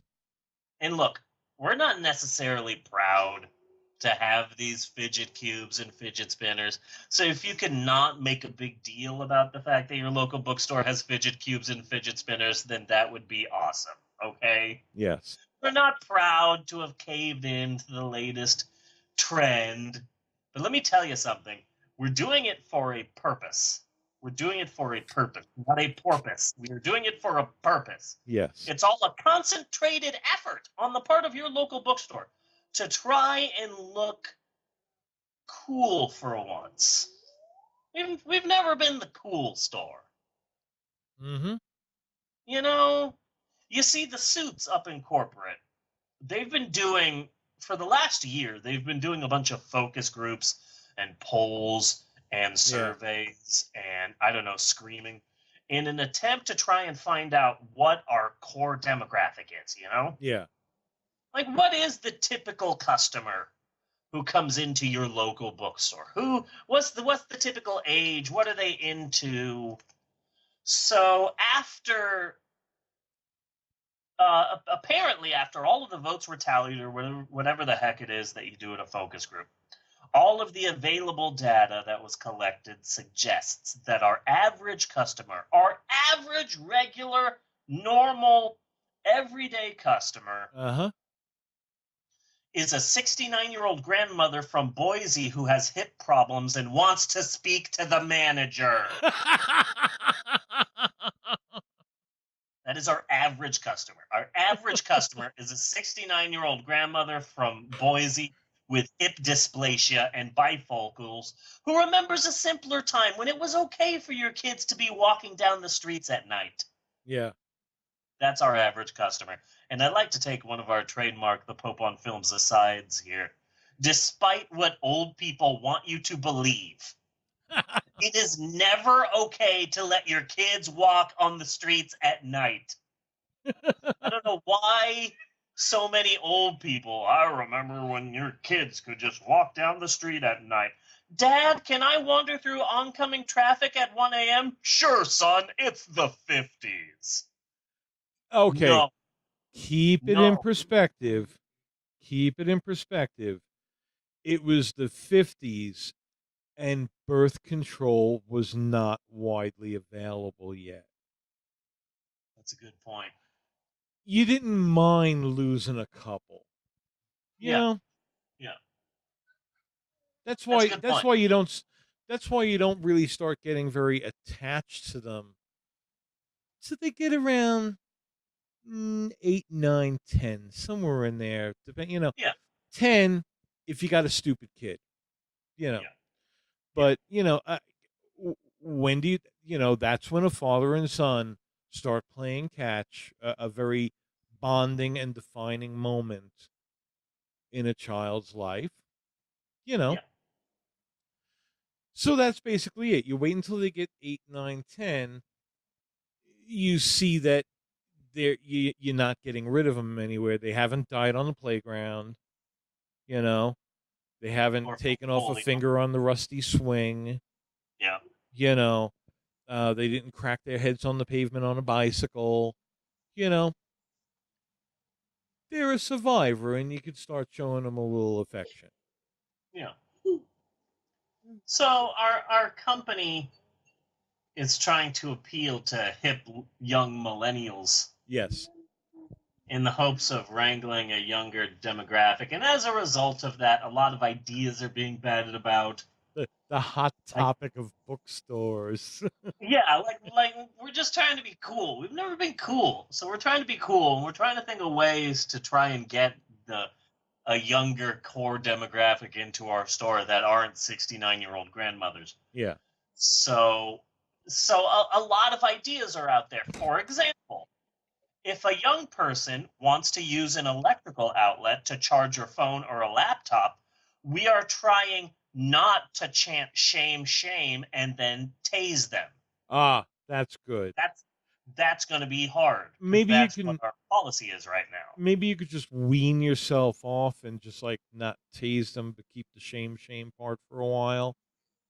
Yeah, it's going to be weird because when you go into your local bookstore, the first thing you notice is the smell of rotten fruit because we keep big buckets of rotten fruit to pelt at people who dare to use an electrical outlet.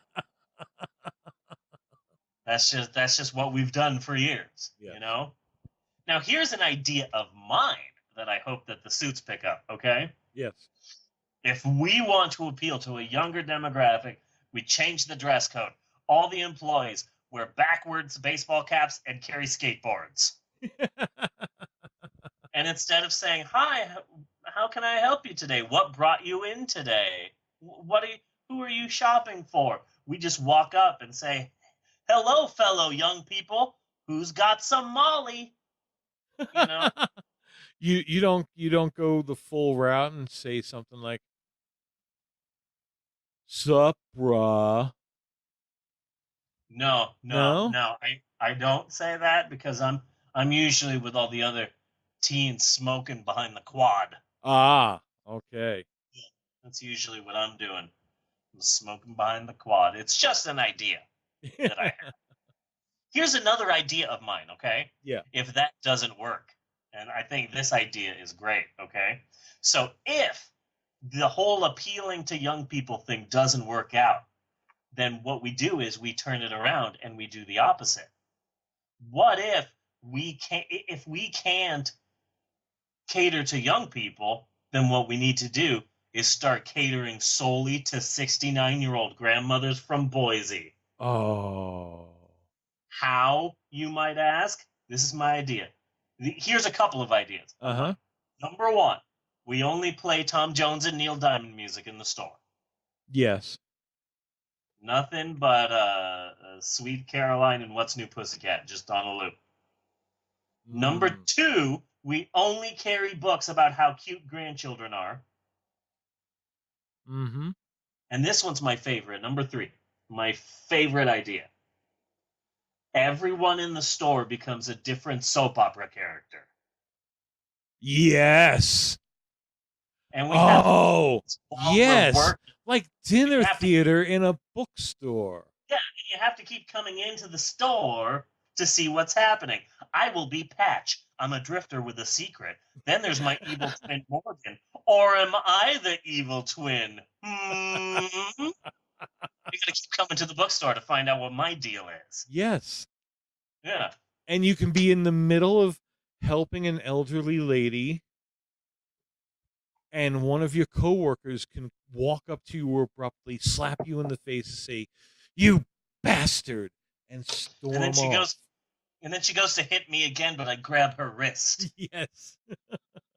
And I go, "You're not trying that on me again. I remember what happened in Paris." The baby wasn't yours. Yeah. We'll also keep the store freezing on account of all the hot flashes. Ah. So that's my idea. I think it's really going to work. We're either going to appeal to young people like crazy, or we're going to start appealing to 70-year-olds. Either way, it's win-win. But if you get all of your old ladies collected, okay, and you'd need kind of a lot of them, I understand, and you carefully sequence their hot flashes, it would be like that Trans-Siberian Orchestra thing they do at Christmas time. Yeah. Yeah. That's good thinking. Mm-hmm. And again, you can harness that power and sell it back to the electricity So yet another green solution. Yeah. Mm-hmm. Yeah, that's a good point. Well, and that is it from Notes from the Bookstore this week. This week we got a short one. But remember, boys and girls and David Bowies out there, you too can save 10% on all of your purchases, and all you have to do is promise us that the spawn of the chosen one shall die before the machine becomes operational. But we also send you some really nice coupons that go straight to your spam folder. So that's fun. Yes. Yeah. Yay! Cut! That's some good stuff right there. That's some good stuff right there. Good stuff. We still have good stuff coming out. I try to get our regular shows out sort of how they were created. Yeah. Okay. So I cheat a little, and the main show comes out like late Sunday night, and then Jeannie and Bella's show comes next, because it's the next one we created, on Monday. So a little cheat there, and then Notes from the Bookstore is next. Homework is after that, and the newbie show, the new listener catch up. Yeah. And then I'll have one-offs that go out over the weekend. I really like. Have you seen Beat Bugs? Beat Bugs has fucking taken off. I think it's only taken off because people think that it's a Beat Bugs song. Probably. because it has that graphic, and it's a Beat Bugs graphic, and it says "I am the walrus." So I'm worried that people are seeing it and go, "Ooh, Beat Bugs! My kids like that. Let me play this for my kids." And instead, they get my weird ass voice. But either way, I mean, clicks are clicks. I'm just worried. But they might like it. You know, they might have just stumbled on something that they really dig. So, yeah, you know, why not? If we do a decent length conversation about something, I'm clipping them out. That's, you know. Good. So, yes, there are many ways to enjoy the Pope on Film. There are. You can binge the Pope on Film and listen to the full 3.5, 4 hour show. Or you can enjoy us in these bite-sized chunks. Yeah, the Pope on Film snippets. Yes. Yeah. Yes, Maxwell, you had something you wanted to add to the podcast? We have a guest? No way! Who's our guest? Spider-Man with a jetpack. Spider-Man? No. It's a pie, and it's a man, and he goes, Grr. Oh, Spider-Man. With a jetpack? Now he can fly? That's awesome. That makes sense, too, because there are some flying spiders out there, so... Yeah. You know, it would be funny if Peter Parker was bitten by a spider and he started acting like a spider. So, you know, he just hangs out in cold, dark places. and instead of shooting webs, he just bites you. Just bites you in the neck and on the butt. Butt. Yeah. And on the... Yeah. Yeah. Just like a spider. He just starts walking on all fours, just, you know, just acting like a spider. And then the spider that bit him starts acting like a Peter Parker. So the spider goes back to, like, his mom and goes, "Golly gee, Mom, I had a hard day today. Can you make me some wheat cakes?" Yeah. No, wheat cakes. I believe that's what he was eating in the first Spider-Man. So we're having a sound issue with the recording of video. We're only getting one channel of the sound, so that's I still have to get that worked out. Good, because my computer's not working, so yeah, I wouldn't be getting any good video anyway. Yeah, so I got to get that figured out. But I kind of see, like, for video for the Pope on Film, it's never gonna. It's always gonna look kind of on the cheap side unless we are literally in a studio doing a show. Yeah, you know.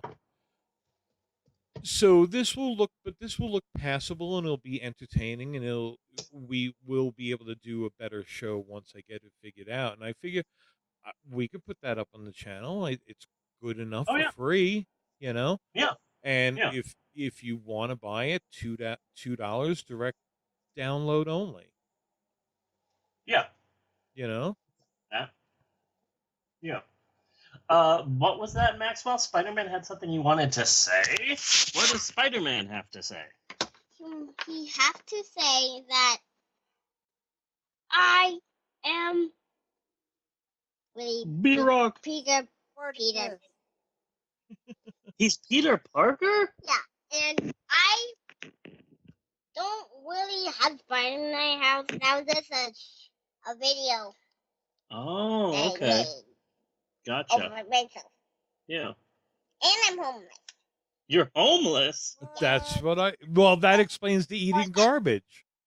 Oh, yeah. Spider-Man's homeless. Wow. I don't eat garbage. Oh, then what do you eat? Flies. That's what spiders eat. No. Peter Parker eats flies. I just borrow food from neighbors outside and then eat them. Oh, you borrow food from neighbors outside and then eat them. Oh, I guess that's the life of a homeless superhero. That would be a good comic book, though. A homeless superhero. He's a homeless guy, but he also has powers, so he only stops crimes if he can get, like, food. Not really He stops crime for change. Not really eat people. I don't eat the people. Oh yeah, no, I don't. I eat the food. I was not suggesting that Spider-Man ate people, Maxwell. Food. Yeah, gotcha. Don't ask Mary Jane about that. Yeah. Thank you, Spider-Man. We'll talk to you again, probably over and over again. I've been trying to come up with different genres for each previously on the Pope on Film. Yes. And I'm really proud with the different genres that I've come up with. I think you're doing a great job with that section.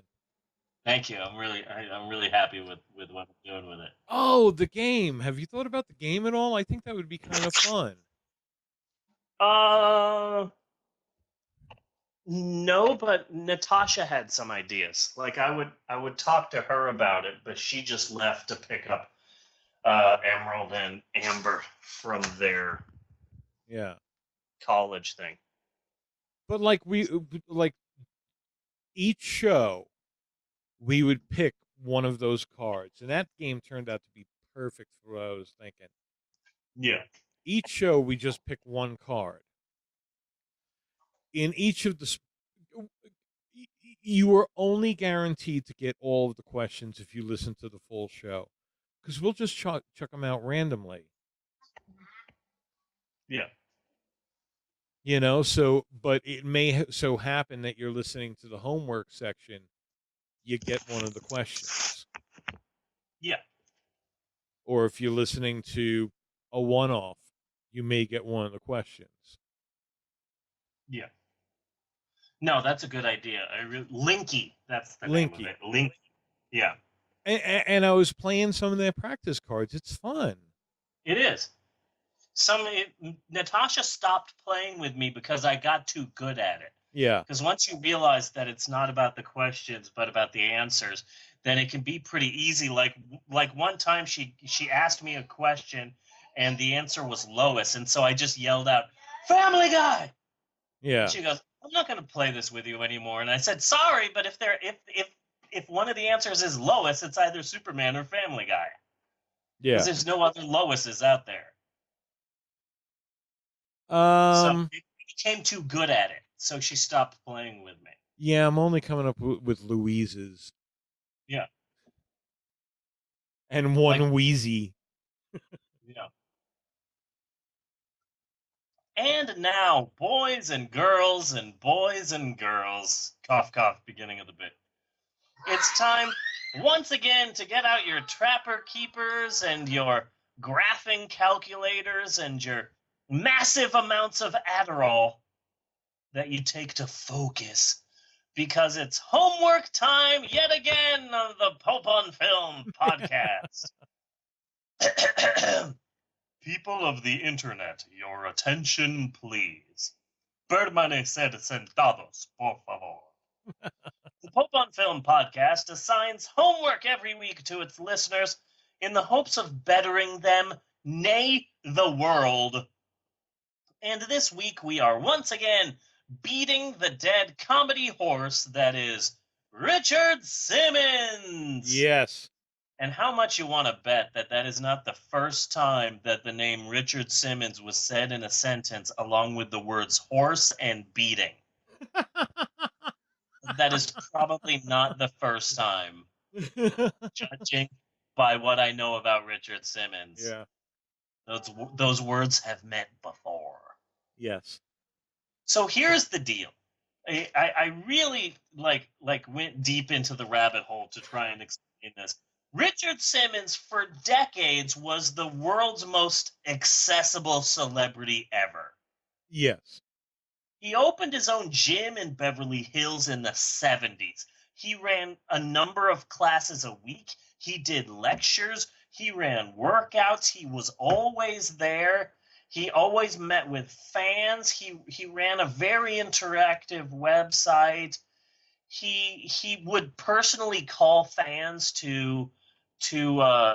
he would literally call them on the phone to congratulate them about doing good with their diet, or calling them to give them words of wisdom, or just go to their house and meet with them. Yeah. He also had his own personal YouTube account, his own personal Twitter account, his own personal Facebook page and stuff. Not ones that other people ran, but ones he ran himself. He was always out there.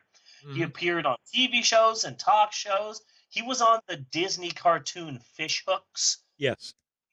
Where they wrote a part for him where it's all these fish and they live in the ocean, and these teenage fish go to school, and one of their teachers is this loud teacher called he was the gym teacher. He was Coach Simmons.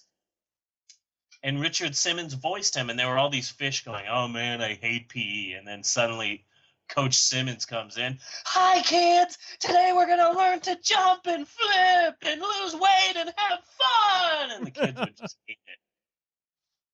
So he appeared on TV shows and he appeared on commercials and he released a number of products and shakes and so many goddamn workout DVDs.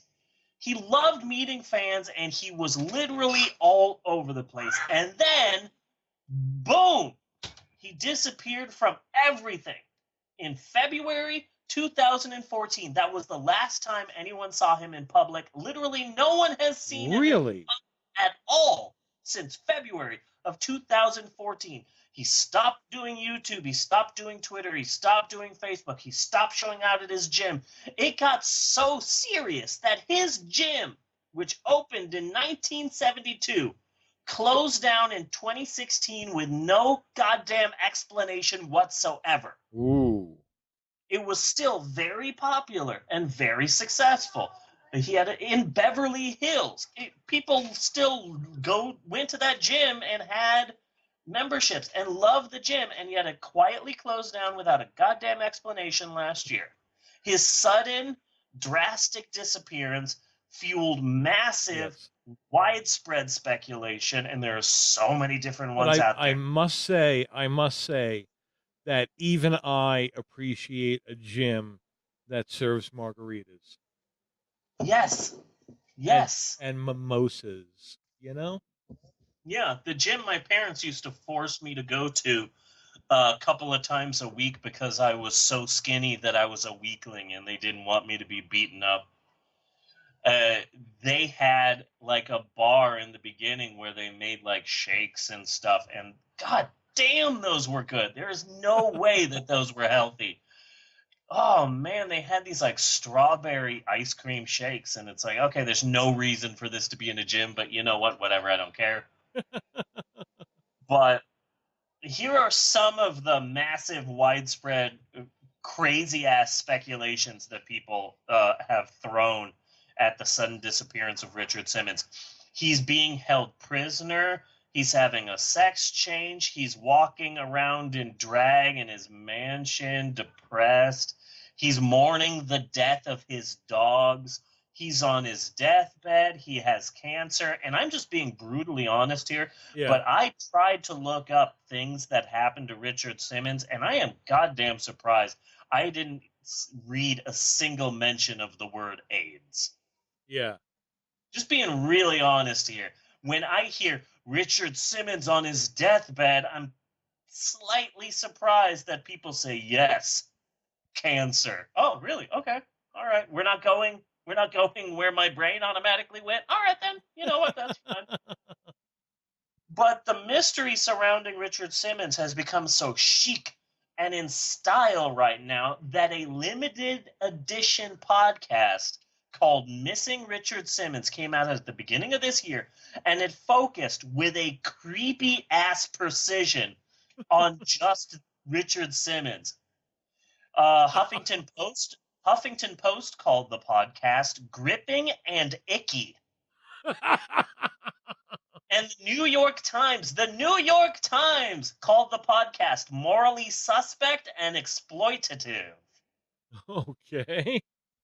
They would take calls, and people would call and give them tips and pointers and what they've heard, and it was just filled with rumor and hearsay and speculation and no facts whatsoever. And they would look into these facts to find out if they thought they were true or not. And it was just it's eerie to see like an entire 10 episode podcast just focused on what this one celebrity is doing. It's a bit creepy.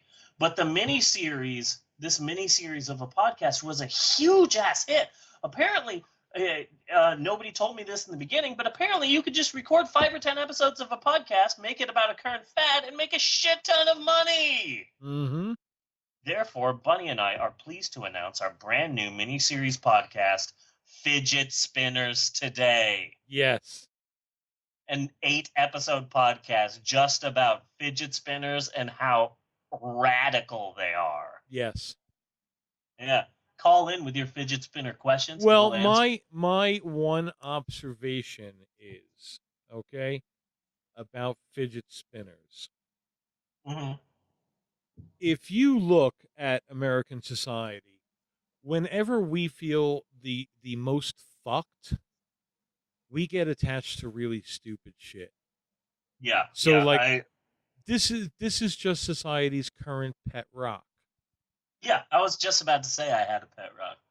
Yeah, well, that was also right around the time of the Iran hostage crisis, which scared the fuck out of us. Yeah. So here's an interesting story surrounding Richard Simmons, and it might, maybe, possibly, eventually, there's a small chance that this weird, interesting story might lead to Richard Simmons coming out of hiding. Yes. So from June 2016 to March 2017, both Radar Online and the National Enquirer, which I was in, they gave me a half a page interview. I was really proud of that. Both Radar Online and the National Enquirer were both writing hard the story that Richard Simmons is transitioning to a female.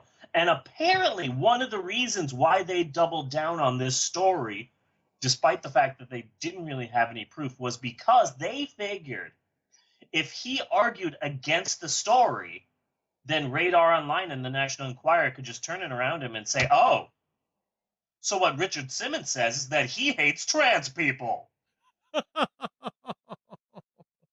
Wow, we've got a news story. Richard Simmons hates trans people. How dare you, Richard Simmons? Because Radar Online and the National Enquirer are just assholes. So now Richard Simmons is suing Radar Online and the National Enquirer. He's suing them while also repeatedly mentioning how he's not against trans people in any way, so it's really interesting. I bet he cried. Well, that's the thing. Nobody knows because he did it in a statement that he released through like a manager and not him himself, you know? Test it for DNA and you'll find the salt of Richard Simmons' tears. Yeah. Mm-hmm. So anyway, if they don't settle, and it's obvious that this lawsuit is going to settle, but if they don't settle, then Richard Simmons will most def have to take the stand. And if he does, there's a small possibility he might come out of hiding. This might be our one chance to see Richard Simmons again. Yes. So, in an effort to shamelessly cash in on the popularity of wild, unfactual speculations into Richard Simmons' personal life, it is time for Bunny and I to once again engage in a friendly game of dueling lists. Yes, I'm ready. I'm really feeling it. Bunny and I each have compiled our own top 10 list, and we will be sharing them with you now. Bunny, do you have 10? Yes, I do. Do you have exactly 10? I have exactly 10. I did mention 2 of them on the previous show. Okay. Because I figured you'd go over the 10, so I have 11. Oh, okay. Okay. But this time, our dueling lists is 10 things that Richard Simmons might be up to. Okay. And that is our dueling lists. Since I have 11, I will go first. Yes. Okay. Number 1 for me, Richard Simmons is currently holed up in his mansion, feverishly working on his autobiography entitled Smelling Like Semen, The Richard Simmons Story. Yeah, you say ooh, but the thing is that there's a good chance that's true. I mean, you've seen Richard Simmons, right? And an alternate title could possibly be Smells Like Teen Semen. Yeah. Yeah. I mean, from everything I've seen of Richard Simmons, there's no doubt in my mind that he smells like the delivery driver I used to have. Yeah. He smells like a cheap porn store. With a Bunny? lazy jizz mopper. Yeah. Bunny, go ahead. Your turn. Knowing that Jesus didn't love him, Richard Simmons converts to Islam and joins ISIS. Nice. That might be happening. We don't know. The only way for these to not be proven true is for Richard Simmons to come out of hiding. Richard Simmons may be a threat to this great nation. Yeah. So here is my next one, and I honestly think that this might be true. Richard Simmons is currently lost in a deep depression without David Letterman around to publicly shame him on national TV, because that's the only way Richard Simmons can get off. Like, seriously, Richard Simmons was always there. Yeah. Being made fun of on David Letterman. David Letterman goes off TV and Richard Simmons says, it's not fun anymore. Well, what else was he doing at that time? It's possible that David Letterman could have just kept him in the trunk in the back. It's a good point. Yeah. It's a good point. So, go ahead, Bunny, with your next one. All right. Finding love for the first time in his life, Richard Simmons hijacked a plane to Guatemala to hook up with Dora the Explorer. Nice. I'm so happy that both Maxwell and Eleanor did not grow up with Dora the Explorer. I don't know how that happened, but it happened, and I'm really proud. Good. That somehow. All right. Okay. Honey, I love you. I also love you. Okay. I'm charging my computer battery on your computer. What do you mean on my computer? Please specify. You switched the batteries. Yes. So the battery in your laptop is my battery. Yeah, I was going to suggest doing that earlier, but I was actually on my computer. It didn't turn anything off. Everything's still up. I checked and made sure I wouldn't have. Well, I would Why have done didn't you it. just take my battery and put it in your computer and turn the computer on then? Oh, I didn't think about that. I've just been charging. Wow. I didn't want to switch them and then forget. So the one in your laptop is mine right now. Hi, Amber. Amber's wearing a Guns N' Roses shirt because I'm pretty sure I ruined it for my daughter. Ah. It was that Emerald's Guns N' Roses shirt? Huh? Was that Emerald's Guns N' Roses shirt? Yeah, it was Emerald's Guns N' Roses shirt. And then I think I ruined it for her. So now Amber wears it all the time.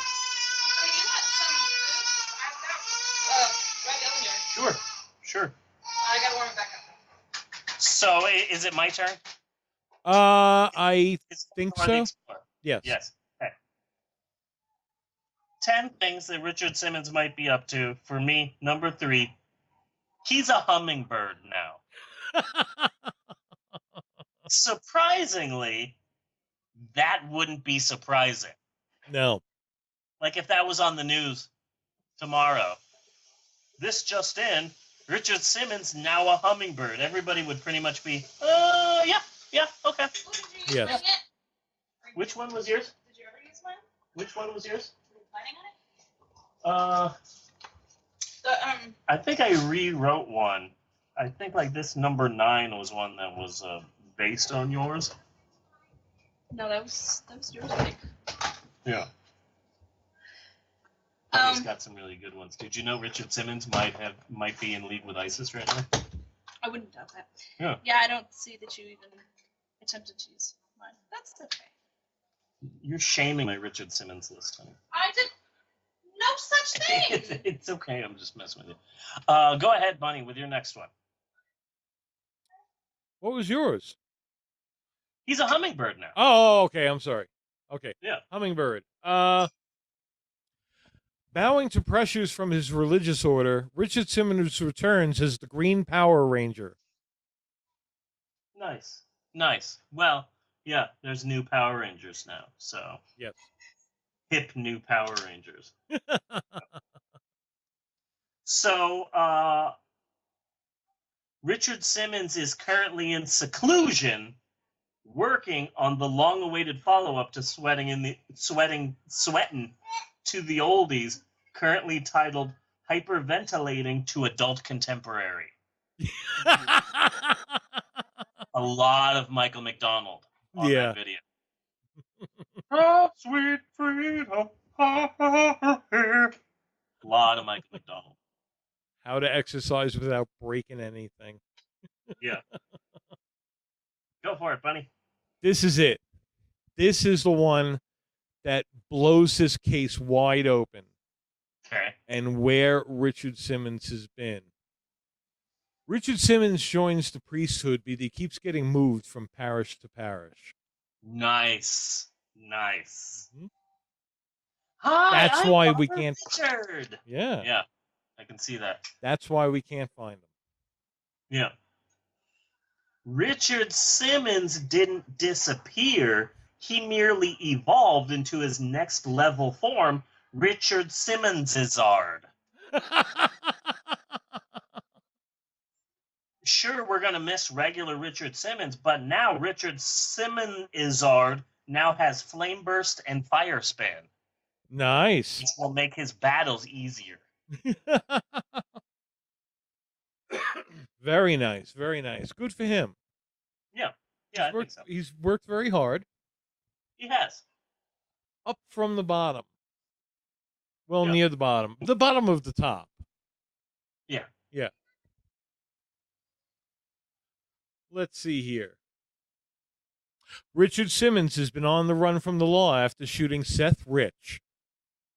Seth Rich. Yes. Seth Rich.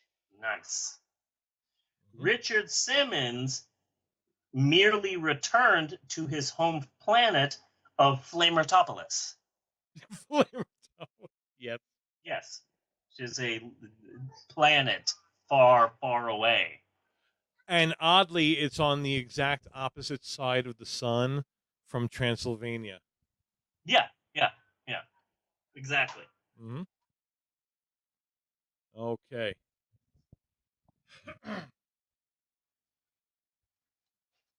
After finally coming to terms with himself, Richard Simmons has decided he identifies as male and has been undergoing several sex reassignment surgeries and is currently living as a fighter pilot named Brock. Nice. That good for him, as long as he's happy. Yes. You know, as long as he's happy. Richard Simmons was always a hyperactive sort of celebrity, always moving around and being hyper. So Richard Simmons moved so fast that he actually moved through time, and now he's stuck in 1885. 1885? He's alive! The Doc's alive! He's in the Wild West, but he's alive! That's what happens when you give Richard Simmons coffee. Yeah. Someone gave him cocaine and he just disappeared. On his doctor's recommendations to move to a cooler climate, Richard Simmons has been working as one of Santa's little helpers. Nice. That wouldn't be surprising. That would not be surprising. Richard Simmons disappeared in 2014. 2014. So his disappearance just proves my theory that Joan Rivers was Richard Simmons in drag. Makes sense. Yes. Joan Rivers dies, Richard Simmons suddenly disappears. That's convenient. I think you may have a point. Yeah, I think I'm onto something.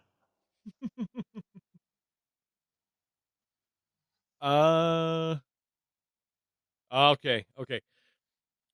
Accepting his mutant superpowers of extreme fabulosity, Richard Simmons joins the Avengers to defeat Thanos. He'd be a good Avenger. Maybe I'm thinking he would be kind of like Speedball. Yeah. He's the guy who caused Civil War to happen in the comic books. Richard Simmons, I just feel that he would shoot rainbows, but those rainbows would really sting your eyes. When did if I turned it off, it was just because I was turning off all the lights. Well, that would fit into when you did it, yeah. Okay. Well, I said, when did you turn off this light? I don't remember. Was the light supposed to be on? Okay. I'm confused. The stress of celebrity was too much for Richard Simmons, so he went to Africa with Dave Chappelle. Because that's just what you do if it becomes too much for you. Yes. Yeah. That may be where he hooked up with Dora. Possibility. Yeah, we can link a couple of them together. And I'm almost positive that it was Dora's connections to the drug cartels that served as a backdoor for Richard Simmons to get into ISIS. See, that makes sense. Mhm. That makes sense. Mhm. It's hot. Thank you. It's your turn, buddy. So maybe he's done all of these things.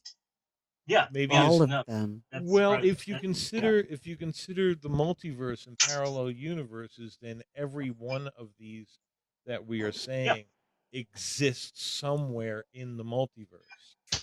Yeah. So there is a Richard Simmons hummingbird. Yes. Yeah. Yeah.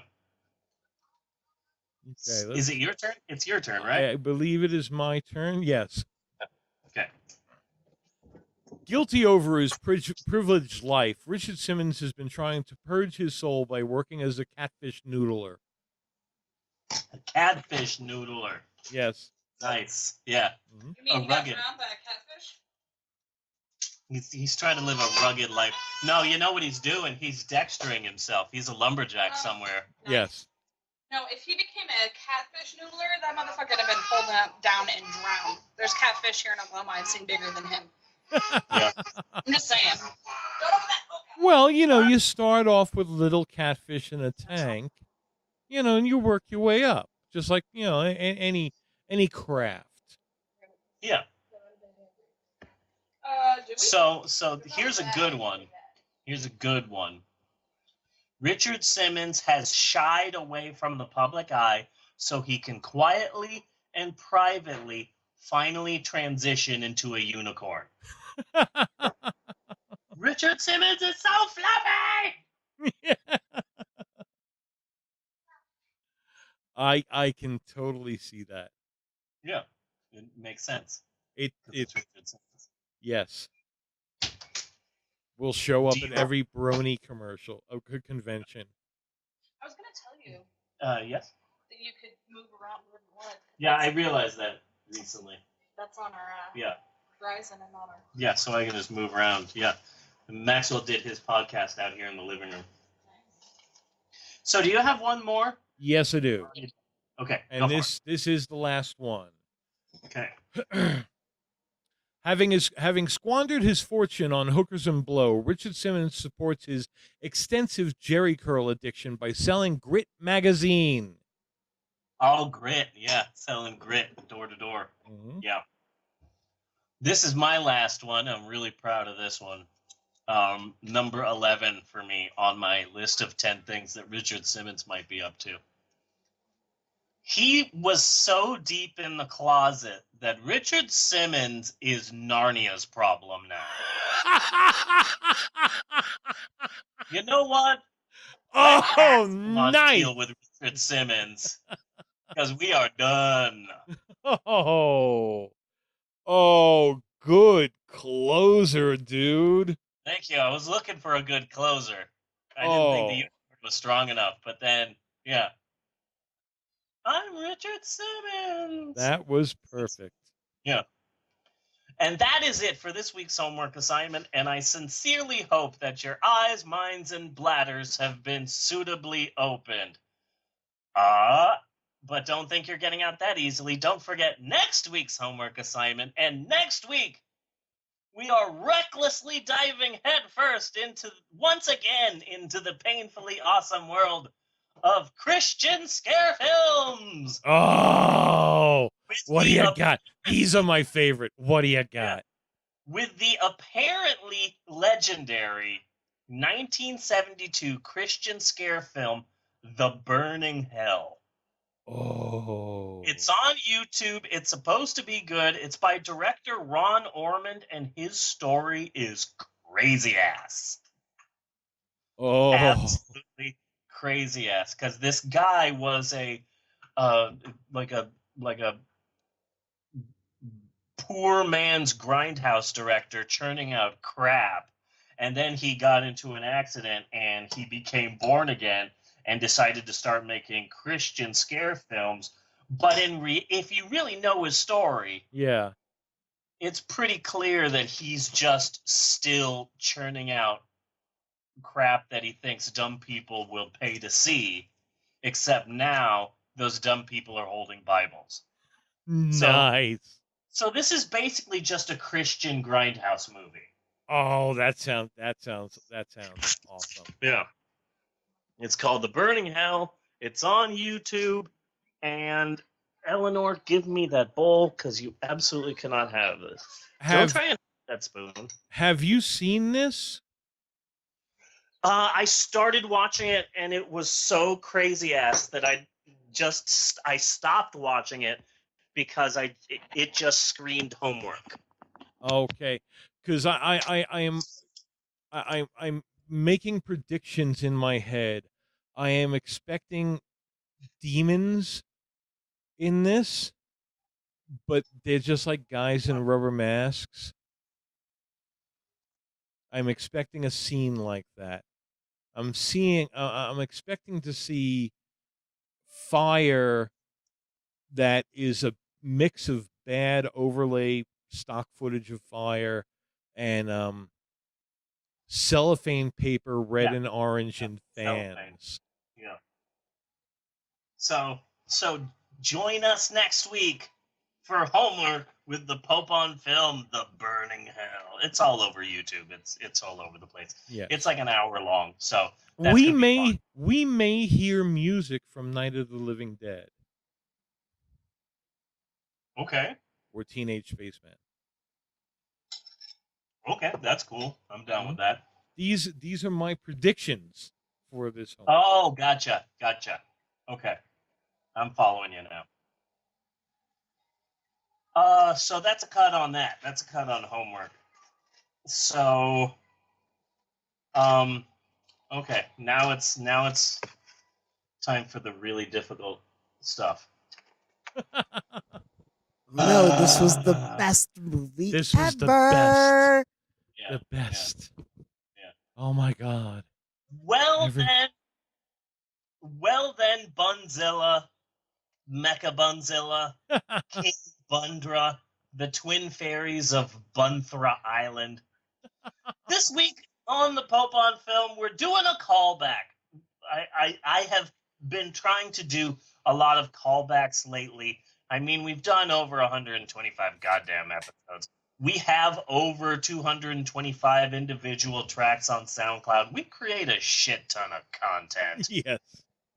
And so I've been trying to consciously call back to previous episodes. So Dueling Lists and Ultraman and Christian scare films and Keeping making fun us- of Joyce Meyer's hideous face. Keeping us in touch with our roots. Yeah, all Keeping that. it real. We freaking earned it. Yeah. You know?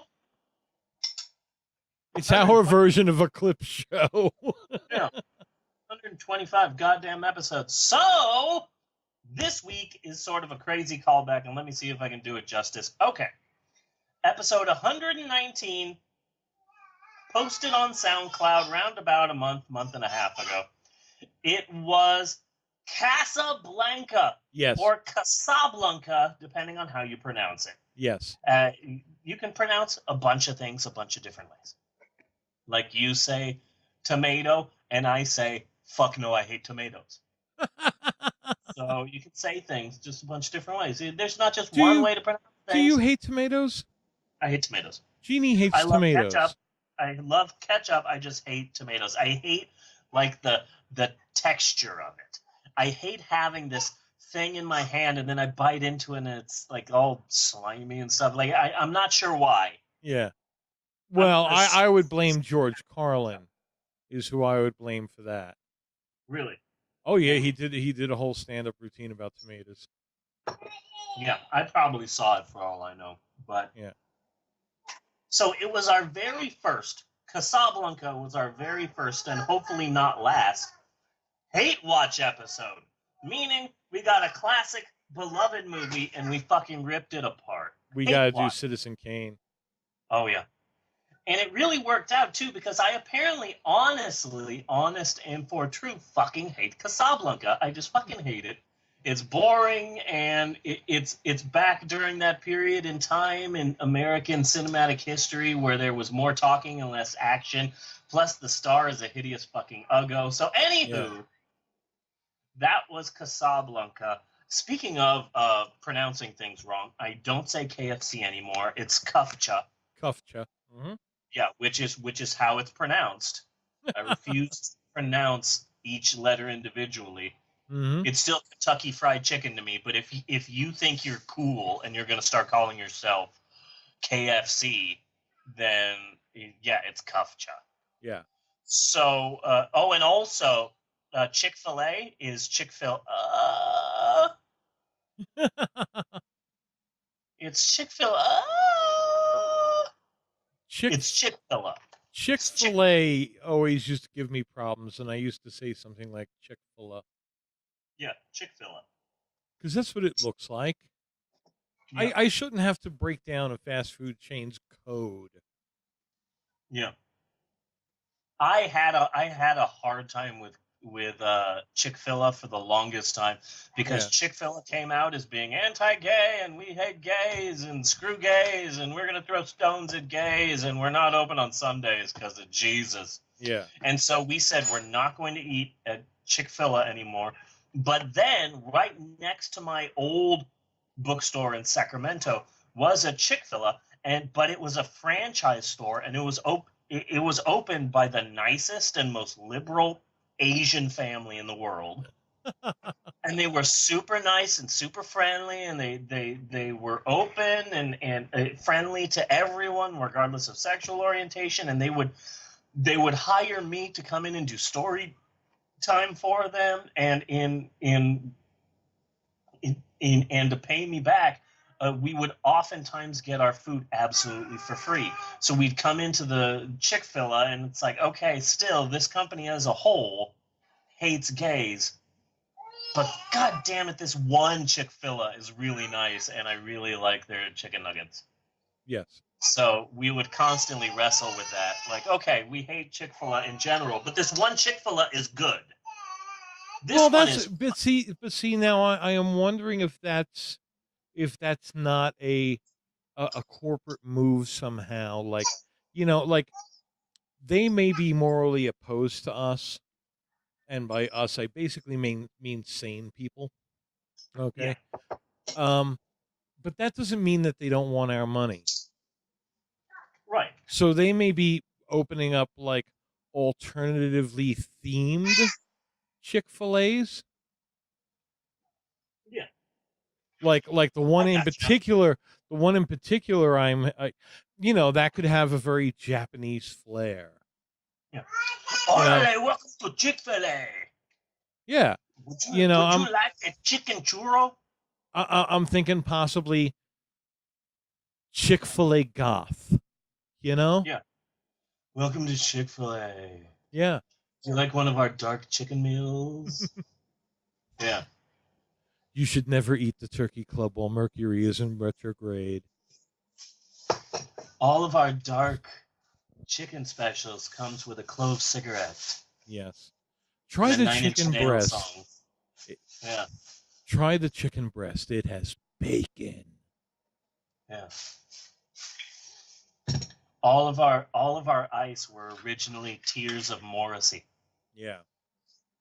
All of our ice is made out of Morrissey tears.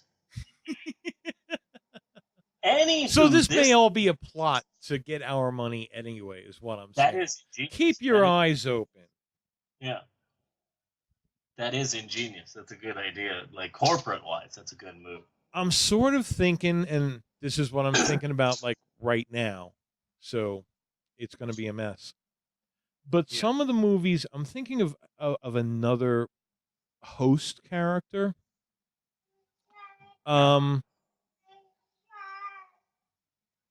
What movies out of the public domain? What movies would Alex Jones like? I don't know. I'm thinking Horror Express. I'm thinking Horror Express would be a good one to start spinning a conspiracy story out of. Okay. Yeah. You know, you see where I'm going? And Yeah. pick movies that fit that narrative, which means I could possibly find some political intrigue movies or something like that. I mean, these shows don't necessarily have to be horror, but I think it would be really cool if they had a theme. Yeah. Especially if we're just doing 13 episode chunks. Yeah. You know? I'm sorry, that just was like coming to me and I had to get it out there. No, it's okay. So this week we're taking the concept of the Hate Watch episode and we are flipping it on its head. Yes. With this historic episode, our first ever Love Watch episode. So this week we have chosen a recent film that may or may not be good, and we are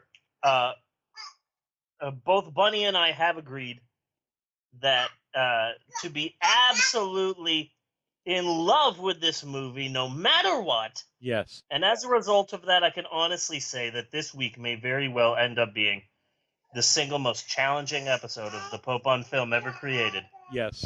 Because this week we are covering the 2016 Kevin Spacey Talking Cat movie and the single greatest movie in the history of cinema. Yes. Known as 9 Lives. Mm-hmm. Oh my God, what an amazing movie. Shame on you, Oscar Academy. Shame on you. No. I thought this was the movie that Kevin Spacey won his Oscar for. No, I'm pretty sure he won his Oscar for the multi-Oscar award-winning film K-Pax. Yes. Pretty sure it was K-Pax. Well, he I'm should sorry. I said that this film was an amazing motion picture. No. What a truly astounding piece of modern art. I feel like a better person. Yeah. I feel wept like a better openly. person. I feel like something inside of me became clean. Yeah. I wept openly from this film and its sheer brilliance. I wept from my eyes, my nose, my ass, just all over. I stopped I fucking wept my hard. dog. I wept hard tears, hard like my cock, because this film really did awaken me. It awoke me all over. It awoke my eyes and my chest, and it awoke Mr. Bilbo from the Shire that is my pants. And primarily because at the center of this film it is the rugged, manly, handsome, and not at all closeted star, Mr. Sexy as Fuck, Kevin Spacey. Yes. His casting in this film is absolutely perfect, and I'll tell you why. When you think rugged family man who is building a massive phallic building / penis monument, who is also strangely obsessed with turning his son into a man, you most definitely think of the rugged, manly Mr. Kevin Spacey. God, what a great fucking movie this is. Yes. And what a unique performance by Mr. Kevin Spacey. This is why he is the genius actor of our times. Excuse me, I'm getting just a little choked up over this.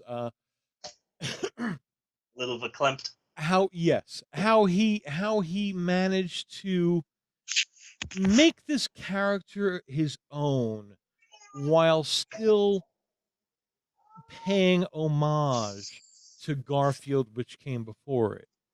Oh, yes, absolutely. You know, I mean, how do you pack that much into one performance?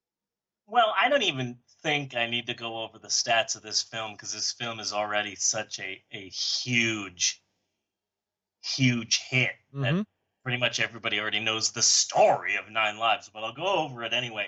This movie came out the same day as Suicide Squad, and boom!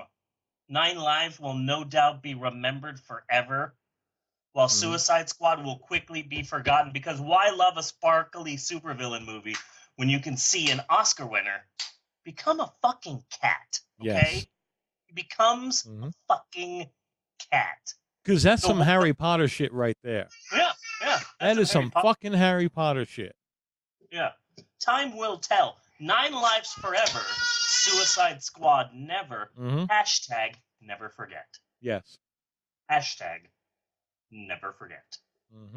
The one great thing about this movie, is that you might think right now that you don't want to see Christopher Walken in a bow tie repeatedly say, "I'm a cat whisperer." But let me tell you, you do want to see Christopher Walken in a bow tie repeatedly say, "I'm a cat whisperer." You really do. You really do. You really do. But back to Kevin Spacey. Yes. Here's the Kevin Spacey story. It's story time, kids. He was a character actor, kind of lounging around the B-list, maybe the C-list. Then he scored an Oscar for his starring role in American Beauty, and that Oscar proved to Hollywood that Kevin Spacey can absolutely carry a motion picture all by himself. Yes. And carry he did. His starring roles were all box office gold. Who could forget his unforgettable movies? Pay It Forward. Everyone saw that. K-Pax, legendary film. Yes. The Life of David Gale. Oh my God, I saw that like 5 times in the theater. It was so amazing how David Gale did David Galean things. In a David Gale-like way. But and still, his life, you know? not as David Gale, as Kevin Spacey David Gale. Yeah. You know, I mean, that is acting when you are doing a biopic on somebody, and that somebody has to watch that biopic and be like, you know what? He's better than me. Yeah. You know? Yeah, exactly. Oh, and of course, who can forget his starring role in Casino Jack? No one can. Yeah. No one can. All of his films broke box office records. Yes. I mean, seriously, who in America is not still haunted by his 2011 film Margin Call? I saw that. We all saw that. I saw it in theaters 14 times. And we can't forget his Superman. Oh, of course. This is our second Kevin Spacey film. So like not just what Kevin Spacey can do as an actor in himself, how Kevin Spacey through his performance and being such a giving actor, okay? That's not mentioned enough about Kevin Spacey, how giving he is of an actor, that any scene he's in, the other actors are automatically elevated because of that, and that's why nobody could stop talking about Brandon Routh these days. Oh, yeah. You know, Absolutely. all the posters. Everybody's got Brandon Routh fever. Yeah, the bumper stickers, the posters, the little plastic Brandon Rouths for dashboards. Oh, yeah. Yeah. I've got one of the Brandon Rouths that has suction cups that sticks on your window like Garfield. Yes. Yeah, I got one of those. Yeah. So then Kevin Spacey signed on to star in the Netflix original show House of Cards, not because he was desperate for work, because as I said before, all of his movies are box office gold, right? Yes. So why did he agree to be in a talking cat movie for kids financed by an obscure French company that was responsible for the Jimmy Fallon Queen Latifah film Taxi? Because Kevin Spacey loves kids is why. Yeah. He loves kids. He loves young kids, young boys and girls. He loves children is what I'm saying. Yeah. Always around the kids. Yeah, always That's around the kids. that's how big his heart is. Yeah. So I And guess. sometimes when he's around kids, it grows 10 times as large that day. Mm-hmm. Yeah. But this film was financed by an obscure French company. So technically, this is a French movie. Ah, okay. And it was directed by, what's his name? The Men in Black guy. Men in Black guy. Yeah, he did Men in Black. And Oh yeah, I don't recall. But I guess the question here, the real question at hand is why was this film the #1 highest box office smash in the history of numbers? I believe that it has to do in part where as heartwarming and as tender of a story that they are telling, And it is a heartwarming, tender story. that it did have an edge that was kind of horrific right under the surface. Yeah. You know? Yeah. And it's that edge. It's like Forrest Gump, you know? Okay? Yeah. Like Forrest Gump, he's just this good character, this sweet character, and then you have Jenny to provide that dark edge to it. Yeah. And the choice of the CGI cat provides that dark edge for this movie and makes a powerful statement. One great thing I will say about this movie, and I'm speaking honestly and directly and from the heart. I am honestly, literally saying this. This isn't me buttering things up. I honestly mean this. There should be more big budget movies where beloved household pets fall off of tall buildings to their death. Yes. That should happen more. How bold was that? Yeah. You know, I really feel that I might even go say groundbreaking. Yeah, it's an amazing film. But I think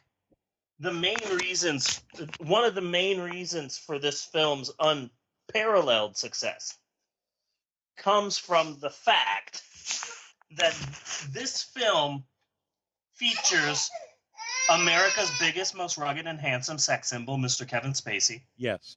They got him and they made him a rich, self-centered New York real estate mogul and billionaire. And let me tell you, in 2016, those were really popular. Yes. In America. In Mhm. America, the most popular thing to be in 2016 was a rich, self-centered New York real estate mogul and billionaire who hated his kids. Who really needs to put his name on his buildings. Yeah, who needs to put his name on everything. Yeah, that's still really popular in America. People have billionaire fever. Mm-hmm. Big popular thing in in America right now. I think I'm playing fetch with my daughter.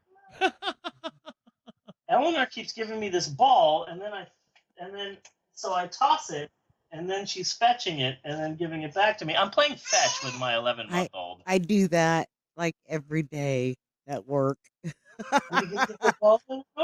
Keeps them busy. Go get the ball. There it goes.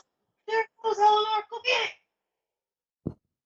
You can teach her how to count at the same time. So you go 1, 2, 3, and pretty soon she'll be saying it with you.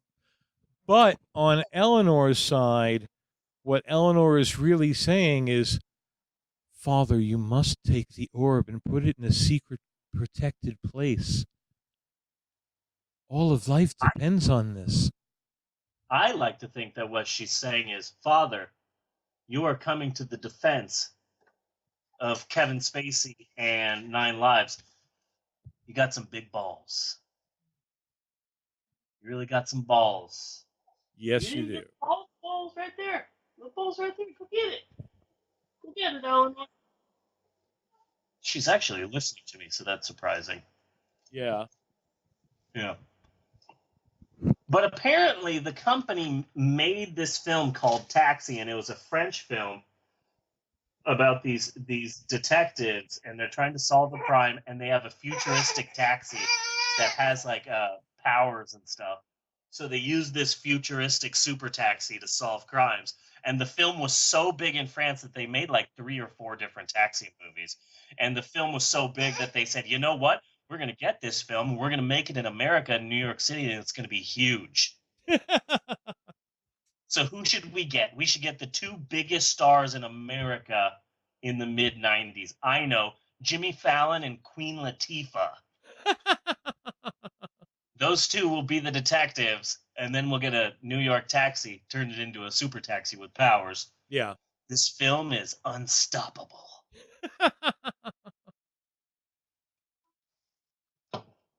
Yeah, they also, I think if I remember correctly, the most successful film that this French movie company did was The Transporter and The Transporter 2.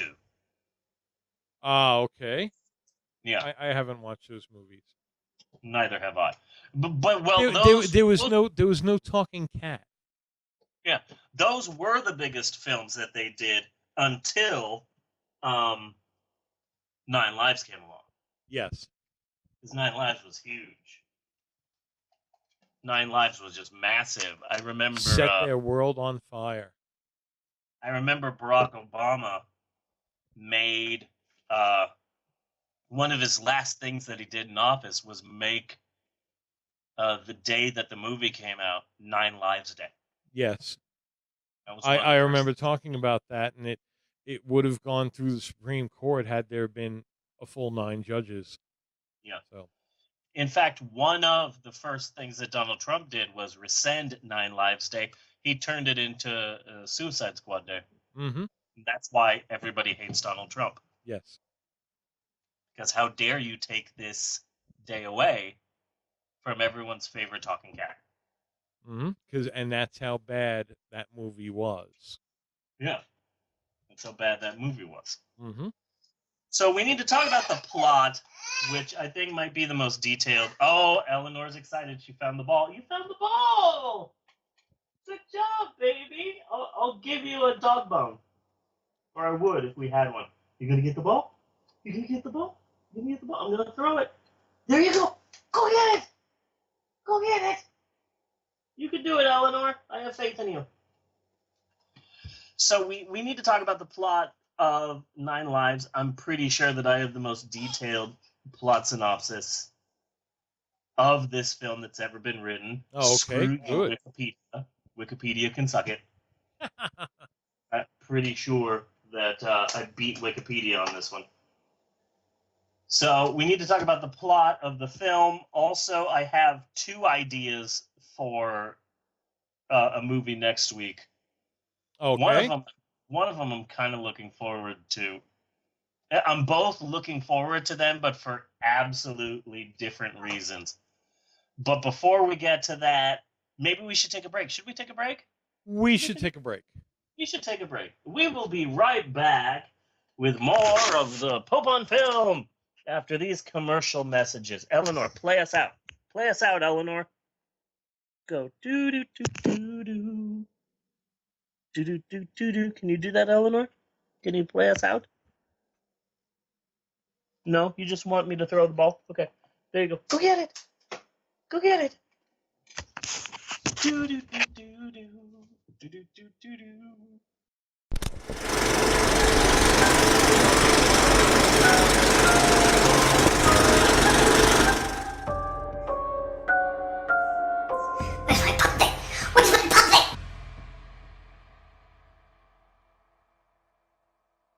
Blue softballs.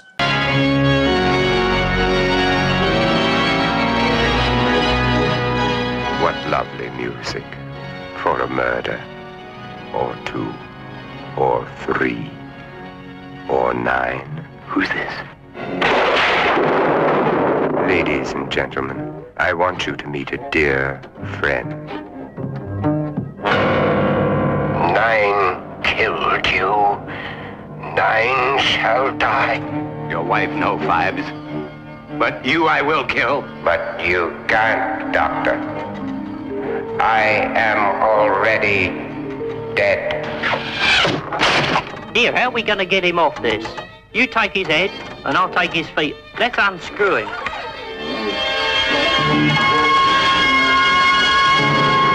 Dr. Vibes, who samples the finer things of life in his own inimitable way. A glass of oil, some bats. Frogs? Frogs, yes. And a glass of blood. A glass of hail in the bloody middle of nowhere.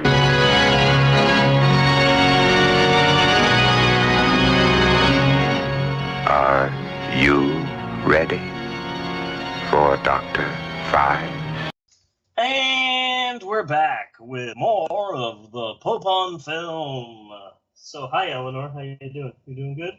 What do you got there? You've got a brush with actual bristles, and those drive me insane. So, hopefully, she won't touch me with that or make any noise with it, because literally, those drive me fucking insane.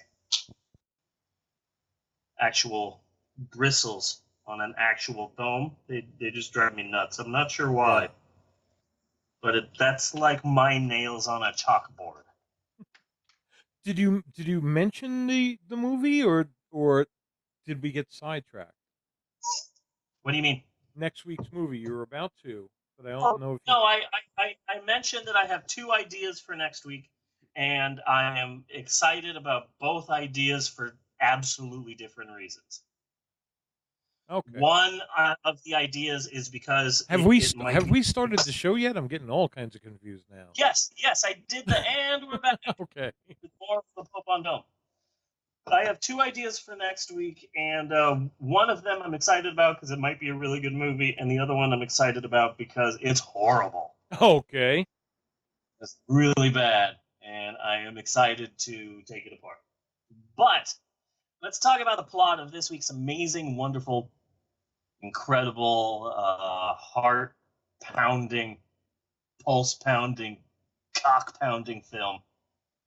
The 2016 Kevin Spacey talking cat film, 9 Lives. Yes. The film starts with a logo of dolphins swimming in space, and then an angel appeared, revealing the company name Europa Corporation.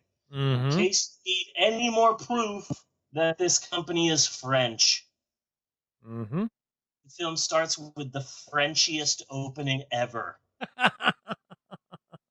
The only way it could be more French is if a naked Gerard Depardieu was smoking and eating cheese. Yes. Or if this logo became prime minister. Yeah. Mm-hmm. So the film starts with YouTube videos of cats while Kevin Spacey is narrating and talking shit about cats. Yes. So already a bold choice by the director, because the only people who would go to see this film are cat lovers, and the opening of the film is shitting on cats. Bold choice. But it also added that element of reality. Yeah. You know, because come on, who doesn't like a good cat video? And who hasn't watched cat videos on YouTube? Yeah. So everybody has watched cat videos on YouTube and everybody loves them, but the movie starts with Kevin Spacey, your hero, saying, cat videos are stupid and you're a stupid person for watching these stupid videos. The director is challenging the audience. But it's still, yes, because yes, it is calling you stupid, and yes, it is boldly calling you out on your own stupidity. But at the same time, it's reaching out to you. Okay? Yeah. It's acknowledging you. Yeah. It's saying, here, it is my hand. Take it. We are going on a journey together. And then quickly pulling that hand back and laughing. Yeah. That's that is exactly how Michael Jackson used to lure children. Yes. He would pull out his glove and say, take my hand, we are going on an adventure. Mm-hmm. And then the kids would grab the hand and he'd say, "Psych, I ain't taking you anywhere. I ain't taking you fucking anywhere." And the kids would cry, and Michael Jackson would laugh and say, "We've just started our adventure. Mm-hmm. Come with me now." Mm-hmm. So Not that not that Michael Jackson is anywhere near as talented as the talent displayed in this movie. Oh yeah, in no way. No. In no way. This blows Michael Jackson away. Michael Jackson is just getting blown Yes. out of the water by the amazing talent in this week's film. Mm-hmm.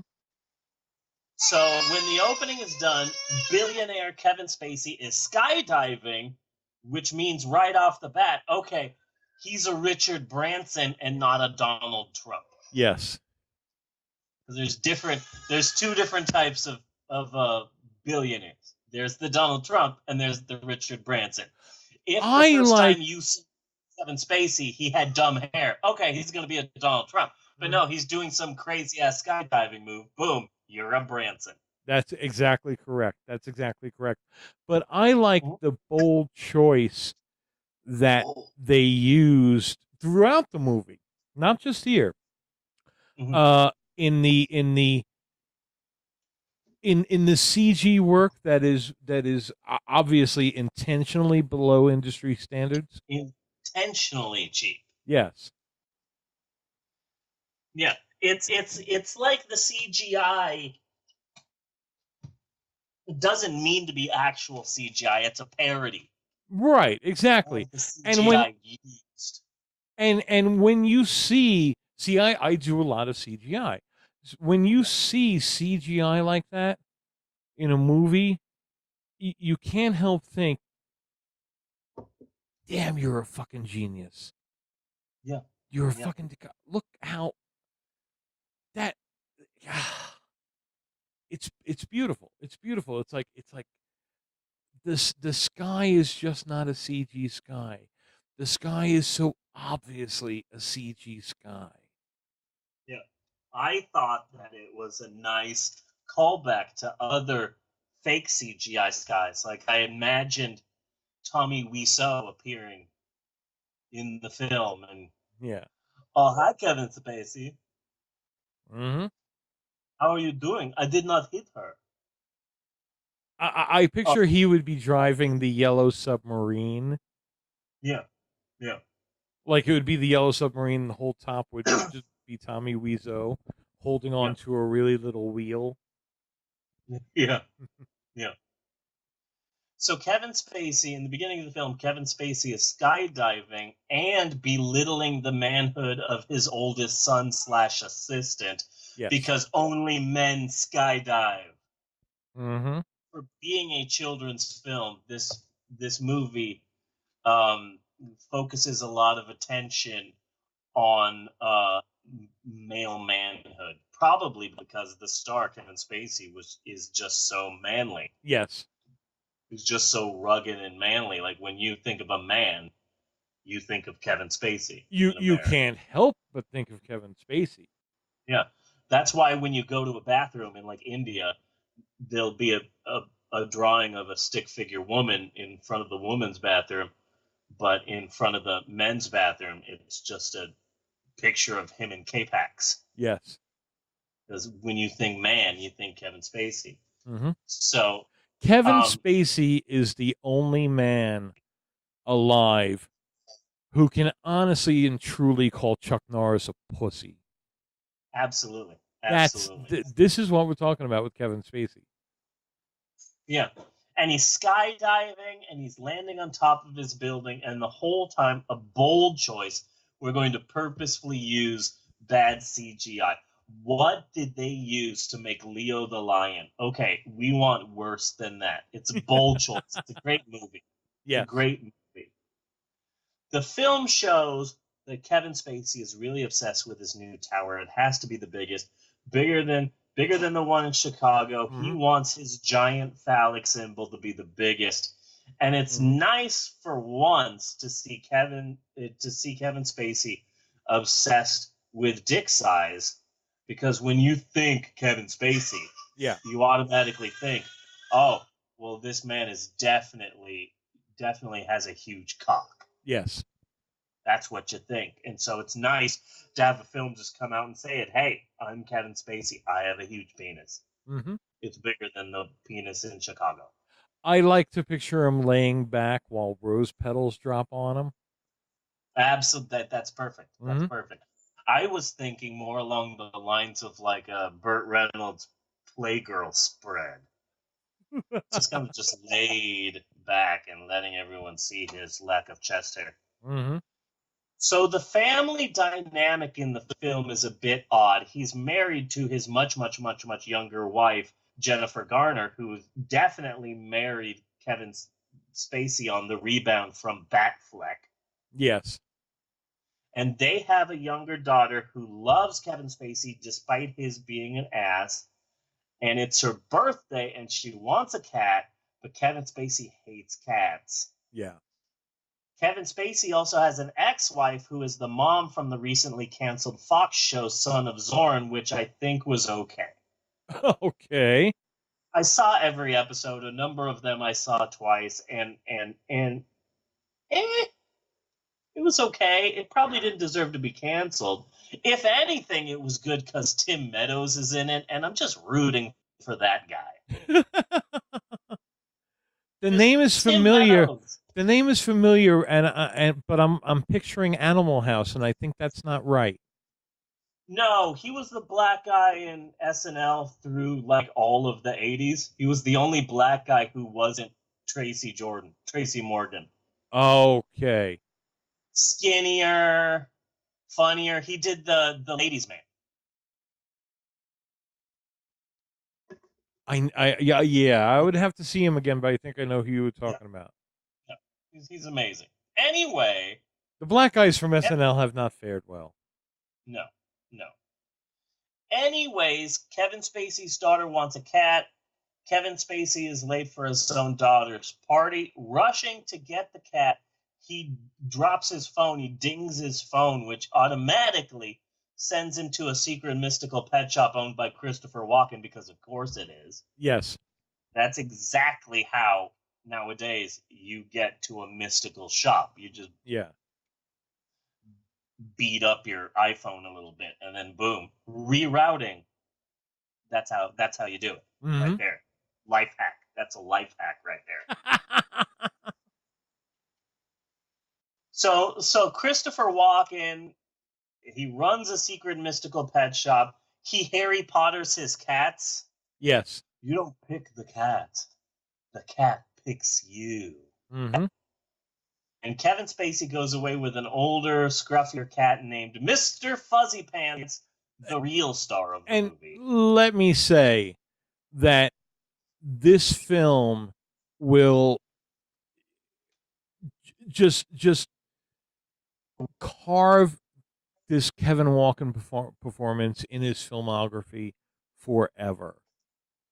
Yeah. When you think of Christopher Walken, you will always think of this pet shop owner. Yeah, and it's amazing because I thought that for the rest of my life, when I thought Christopher Walken, I would automatically think of his Oscar award-winning role as the bad guy real estate developer from Disney's The Country Bears. Yes.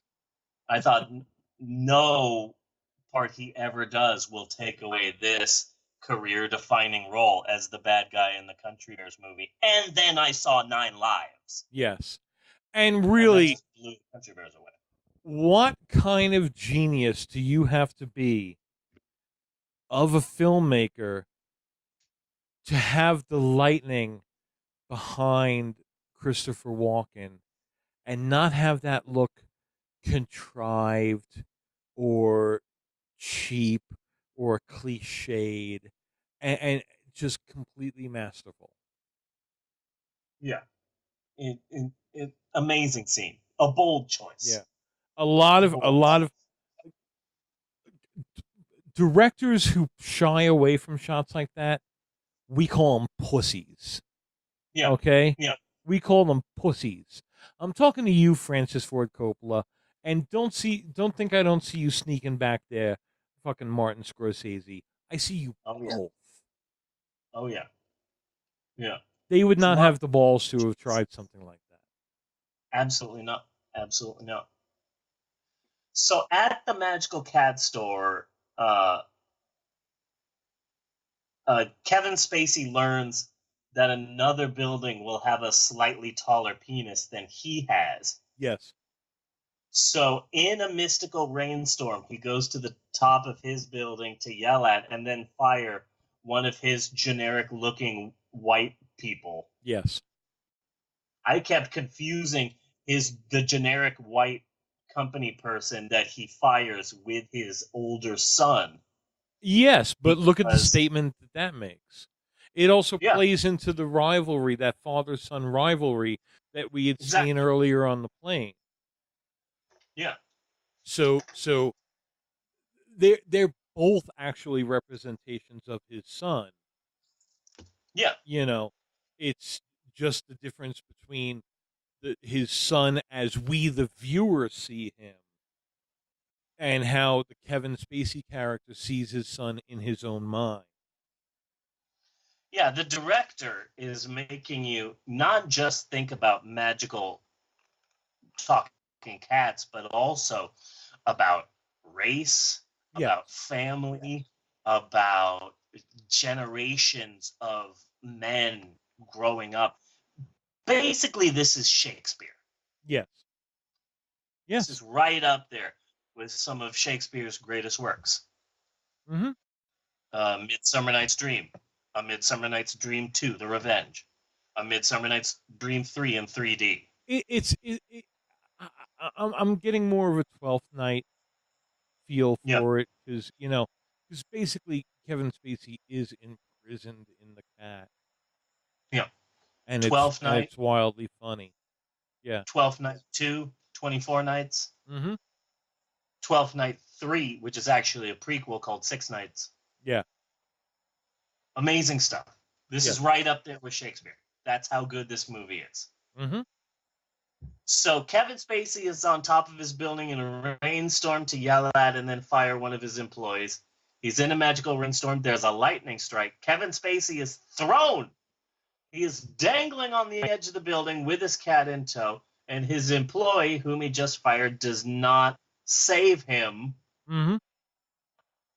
You can't blame him. Kevin Spacey is acting like an ass, but God, if I was that young man who was fired and I'm on top of the building, and even though I know that the script calls for me to not save Kevin Spacey, yes, there's no way I wouldn't save him because he's such a national treasure. I particularly like how any of these scenes where they are going up or down the elevator, which they did a bit often.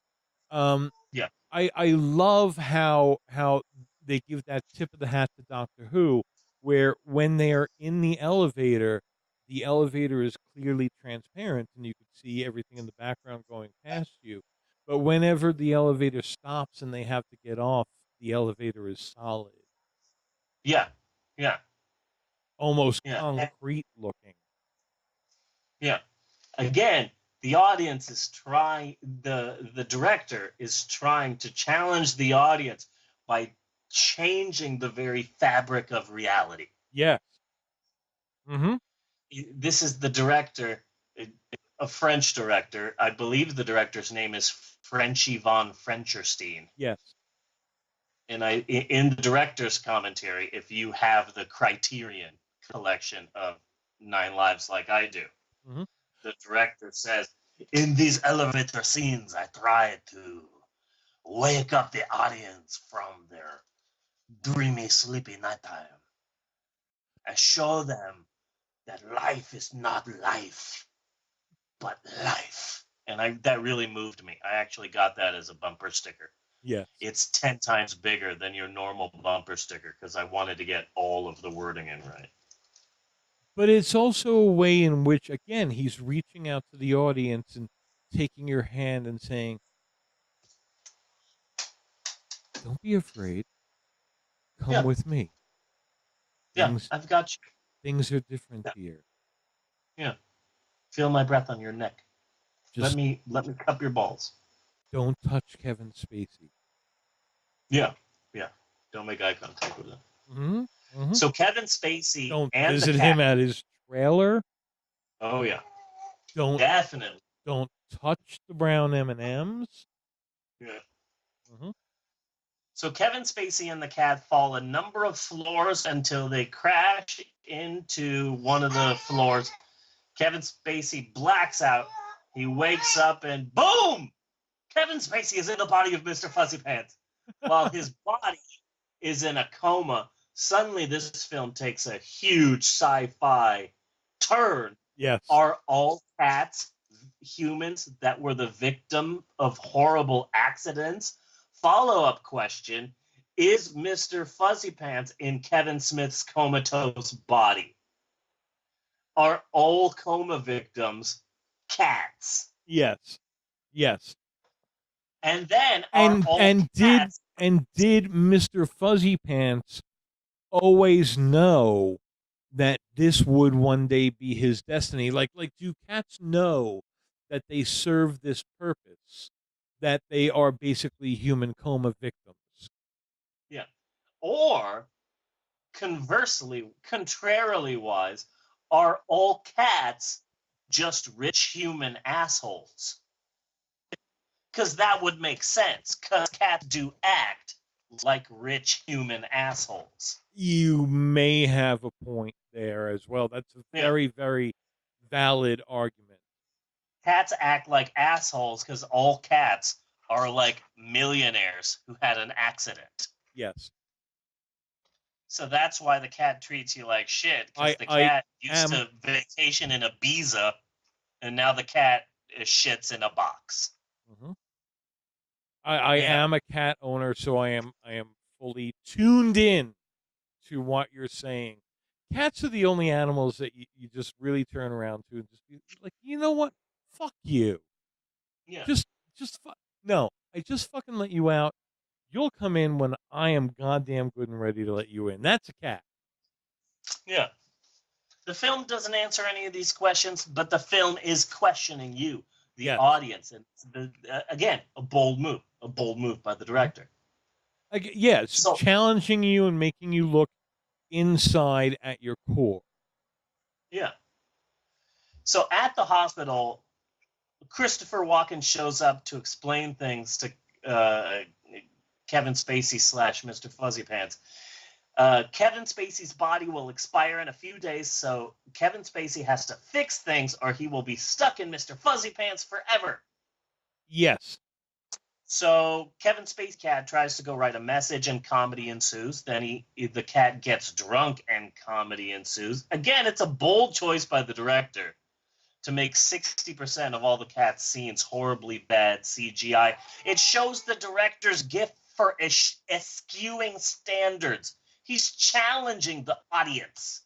Well, what I found in my viewing of it is that he really nailed the uncanny valley feel of the cat in this movie.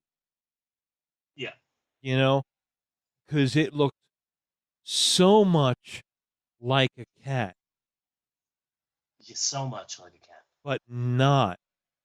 Which is what gave the movie its edge. Because the cat just could not help look creepy. Yeah. And that was an interesting choice in a story like this. Absolutely. You know,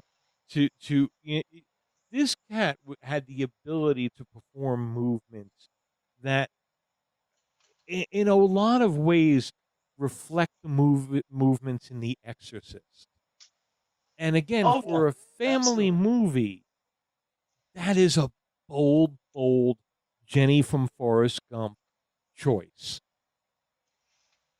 Absolutely. Mm-hmm. So, anywho, Kevin Spacey's assistant / son is trying to get to the bottom of whatever happened on top of the building that night. And a large portion of the movie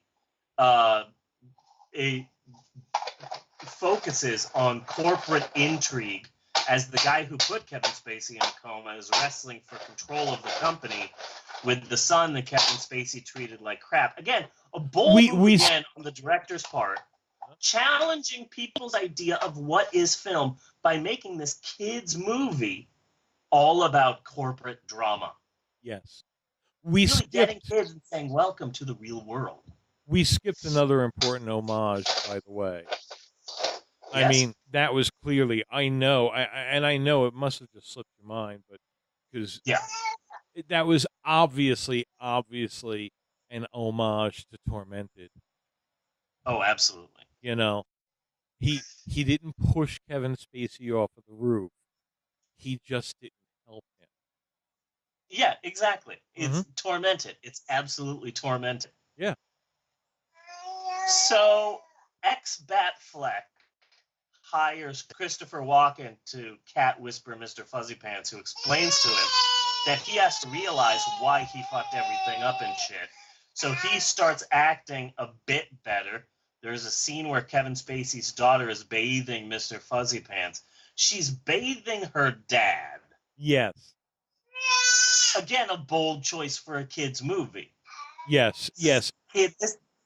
This isn't Sesame Street presents Follow That Bird. You're not going to be getting standard kiddie fare in this film. This is a film that will challenge you. And really, what the director was obviously trying to say there, I don't think we should actually fully discuss on the show. We should let the viewers experience that for themselves and come up with their own. What is it saying to them that she is bathing her own dad, who is a cat named Mr. Furry Pants? Yeah. That's up to the audience to decide for themselves. Yes. Yeah. So there's a bunch of things that happen here in the middle of the film. Ex-Batfleck is secretly seeing someone. Mm-hmm. That's a subplot. The guy who didn't save Kevin Spacey is trying to sell the company, etc. A bunch of subplots. Again, a bold move to fill a children's movie with non-kiddie subplots. Yes. Like you normally don't go to see, like, I can't wait to see this Charlie Brown animated movie because I like Charlie Brown films, but I hope the film focuses on Charlie Brown's mom secretly having an affair. Yes. That doesn't happen. But in this film it does, because the director is trying to challenge people. Yes, and just like that, but like if they did, okay, that would have blown the lid off of, the late 60s animated holiday specials. It would have launched that genre into a whole new place. Absolutely. Absolutely. Anyway, Kevin Spacey eventually realizes that, hey, I kind of treated my wife and kid like shit. So as a cat, he tries to help his family. Yeah. Meanwhile, the daughter starts to really slowly realize just who Mr. Fuzzy Pants actually is. Mm-hmm. Slowly but surely starting to read websites about cat mysticism, which I'm sure are an actual thing. Meanwhile, the bad guy, Kevin Spacey killer, comes to try and get ex-Batfleck mom to pull the plug on Kevin Spacey. And that made me cry, because who in their right mind would try and rid the world of a genius like Kevin Spacey? But with the daughter, okay, what he's trying to get out here, this it's kind of a sly way of doing backstory, okay? Because this shows how neglected this child was by her father, that she starts thinking that the cat is her father, which means that they have missed all of the warning signs to get her into any kind of therapy before this. Exactly. Mm-hmm.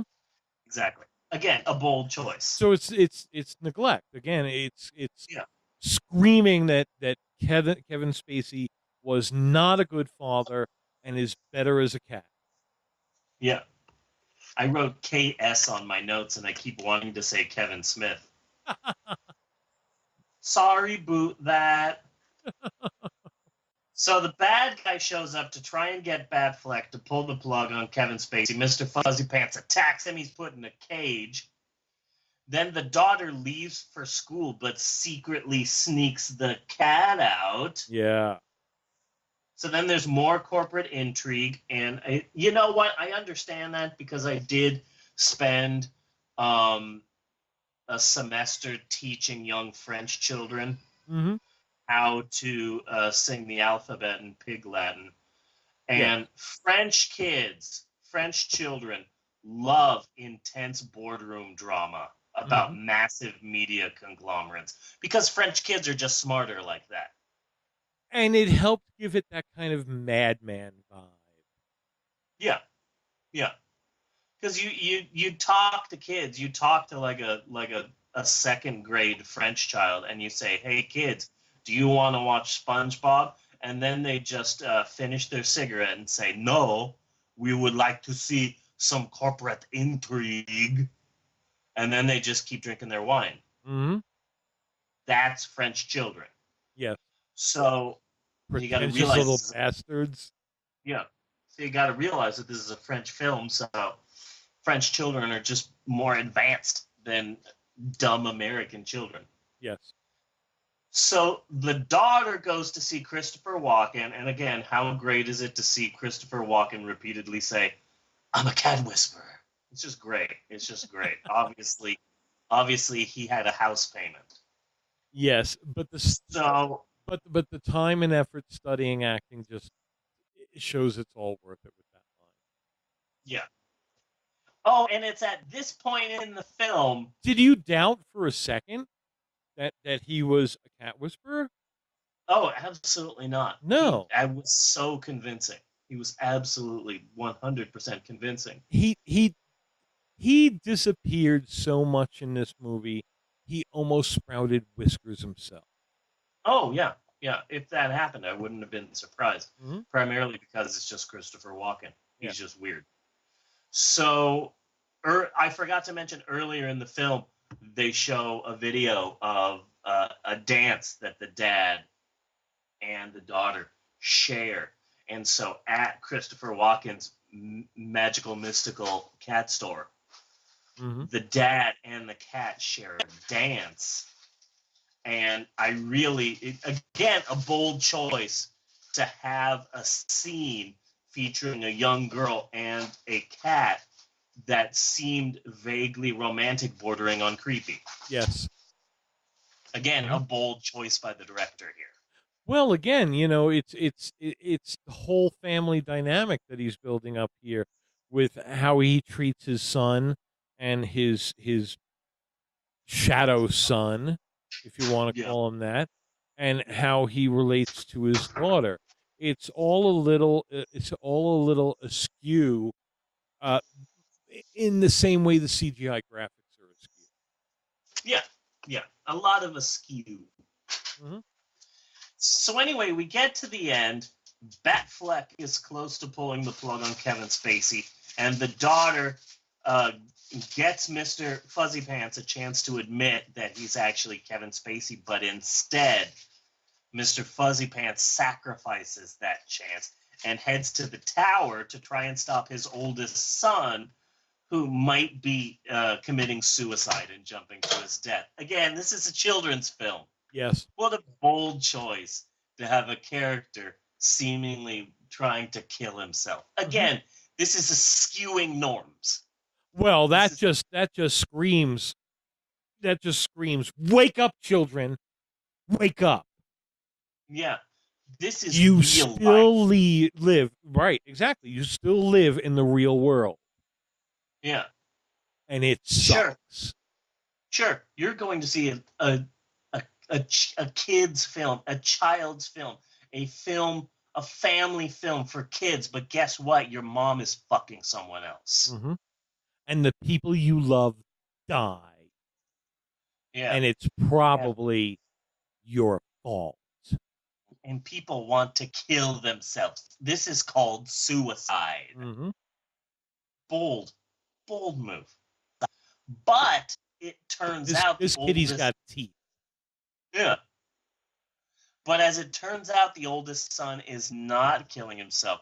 The oldest son is just skydiving to prove he's a real man with a penis.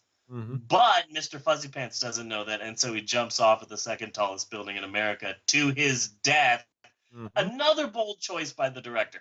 Having a lovable pet cat commit suicide in a kid's movie, what it does is that it reminds me, it harkens back to the Disney Pixar's now classic animated film, The Incredibles. That film made some bold choices as well. Mm-hmm. I am the first person ever to compare 9 Lives to a Disney Pixar film. But again, it's a bold move for Disney to finally make an animated feature film where young children are shot at with machine guns. Yes. Disney should make more animated features where kids are shot at with machine guns. And they should also make more kids' movies where beloved household pets jump off of skyscrapers to their grisly deaths. I think what we're saying is, Disney, stop coddling the children. Yeah. Stop talking down to the children. Maybe Pluto should just lay down on the train tracks. I think so. Yeah. Maybe Dora's friend Boots should find out where Daddy's keeping the gun. But Pluto has been demoted, and it's very sad. Pluto, it's been announced, is not a dog anymore. Yeah, very sad. Very sad. Very sad. He's just too small. He can't be a dog. Thanks, Neil deGrasse Tyson. God. So Mr. Fuzzy Pants sacrifices himself. Yeah. That makes Kevin Spacey awaken in his body. Meanwhile, the bad guy, Kevin Spacey Dropper, gets fired. Then he is hit by a car, and then, surprise, he comes back as a cat because all cats are billionaires, which is why cats are assholes. Mm-hmm. Then, at the end of the film, the daughter and Kevin Spacey visit Christopher Walken's magical pet shop, and they find Mr. Fuzzy Pants, who has 1 life left, and he decides to spend it with Kevin Smith's family. A beautiful, touching end to a beautiful, touching film. This film touched me in so many places. I'm going to have to show you on a doll. Yes. Where this film touched me, because I was moved. I was moved. Yes.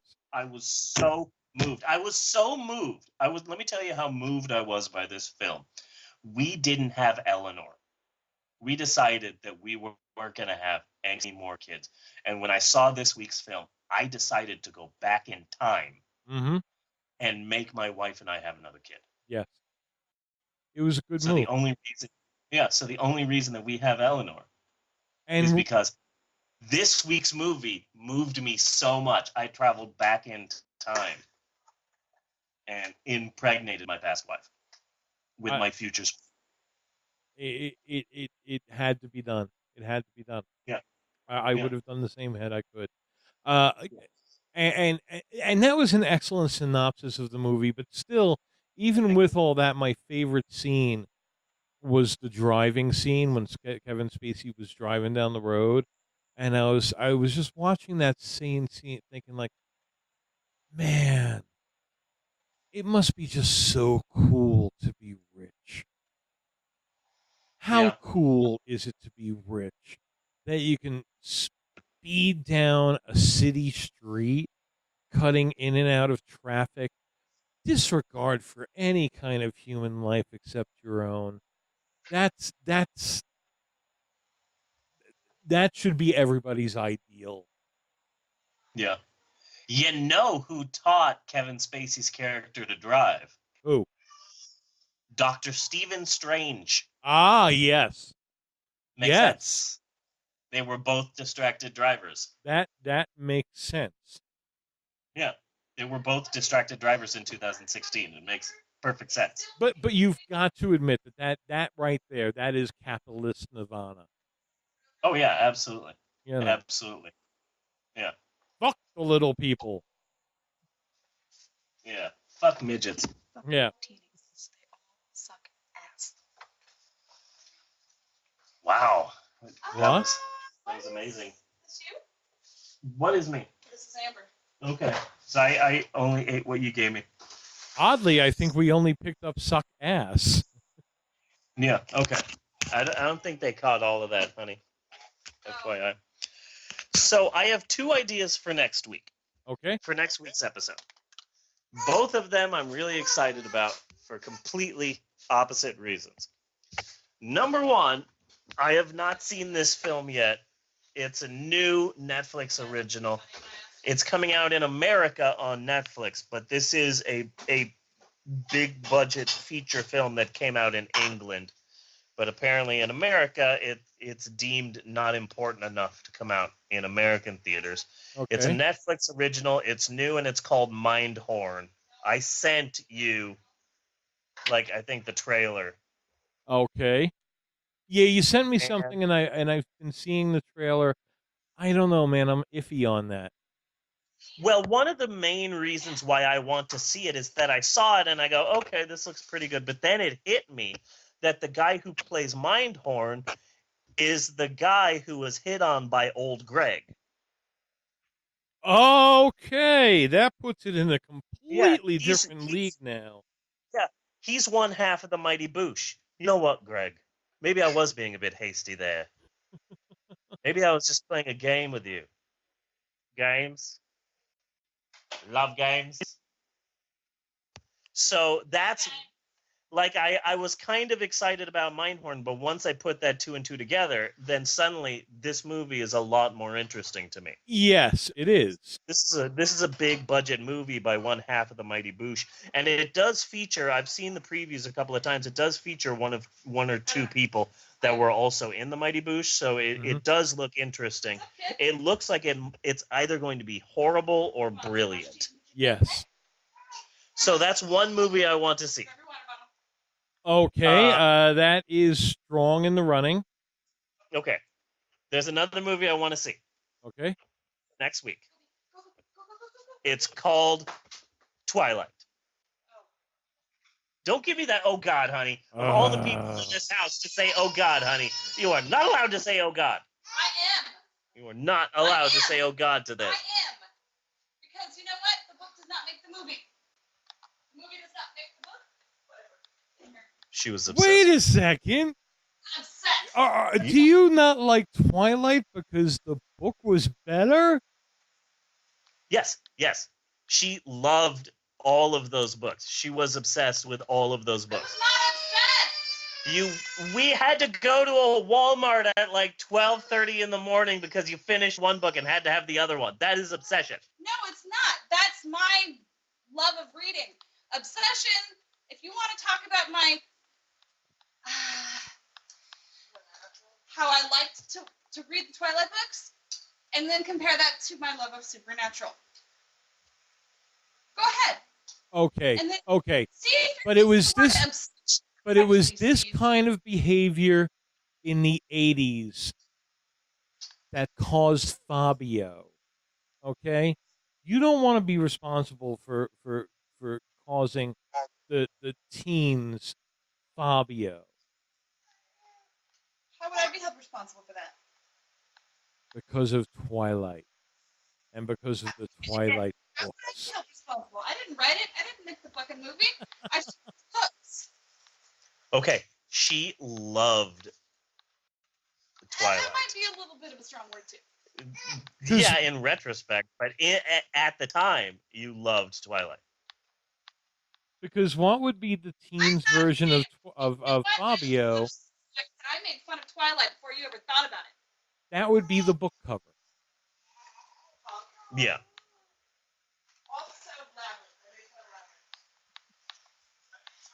Yeah, this is bringing up a lot. This is all bringing up a lot. So I think See now that puts Twilight definitely in the running just for that controversy. Yeah, that right there. I remember I went with her to the midnight showing of Twilight. I saw Twilight the day it came out. That was the last midnight showing of a movie I went to, was Twilight. Oh. she loved the books so much that she would do things like I remember her digging into my hand because that's not how that house is supposed to look.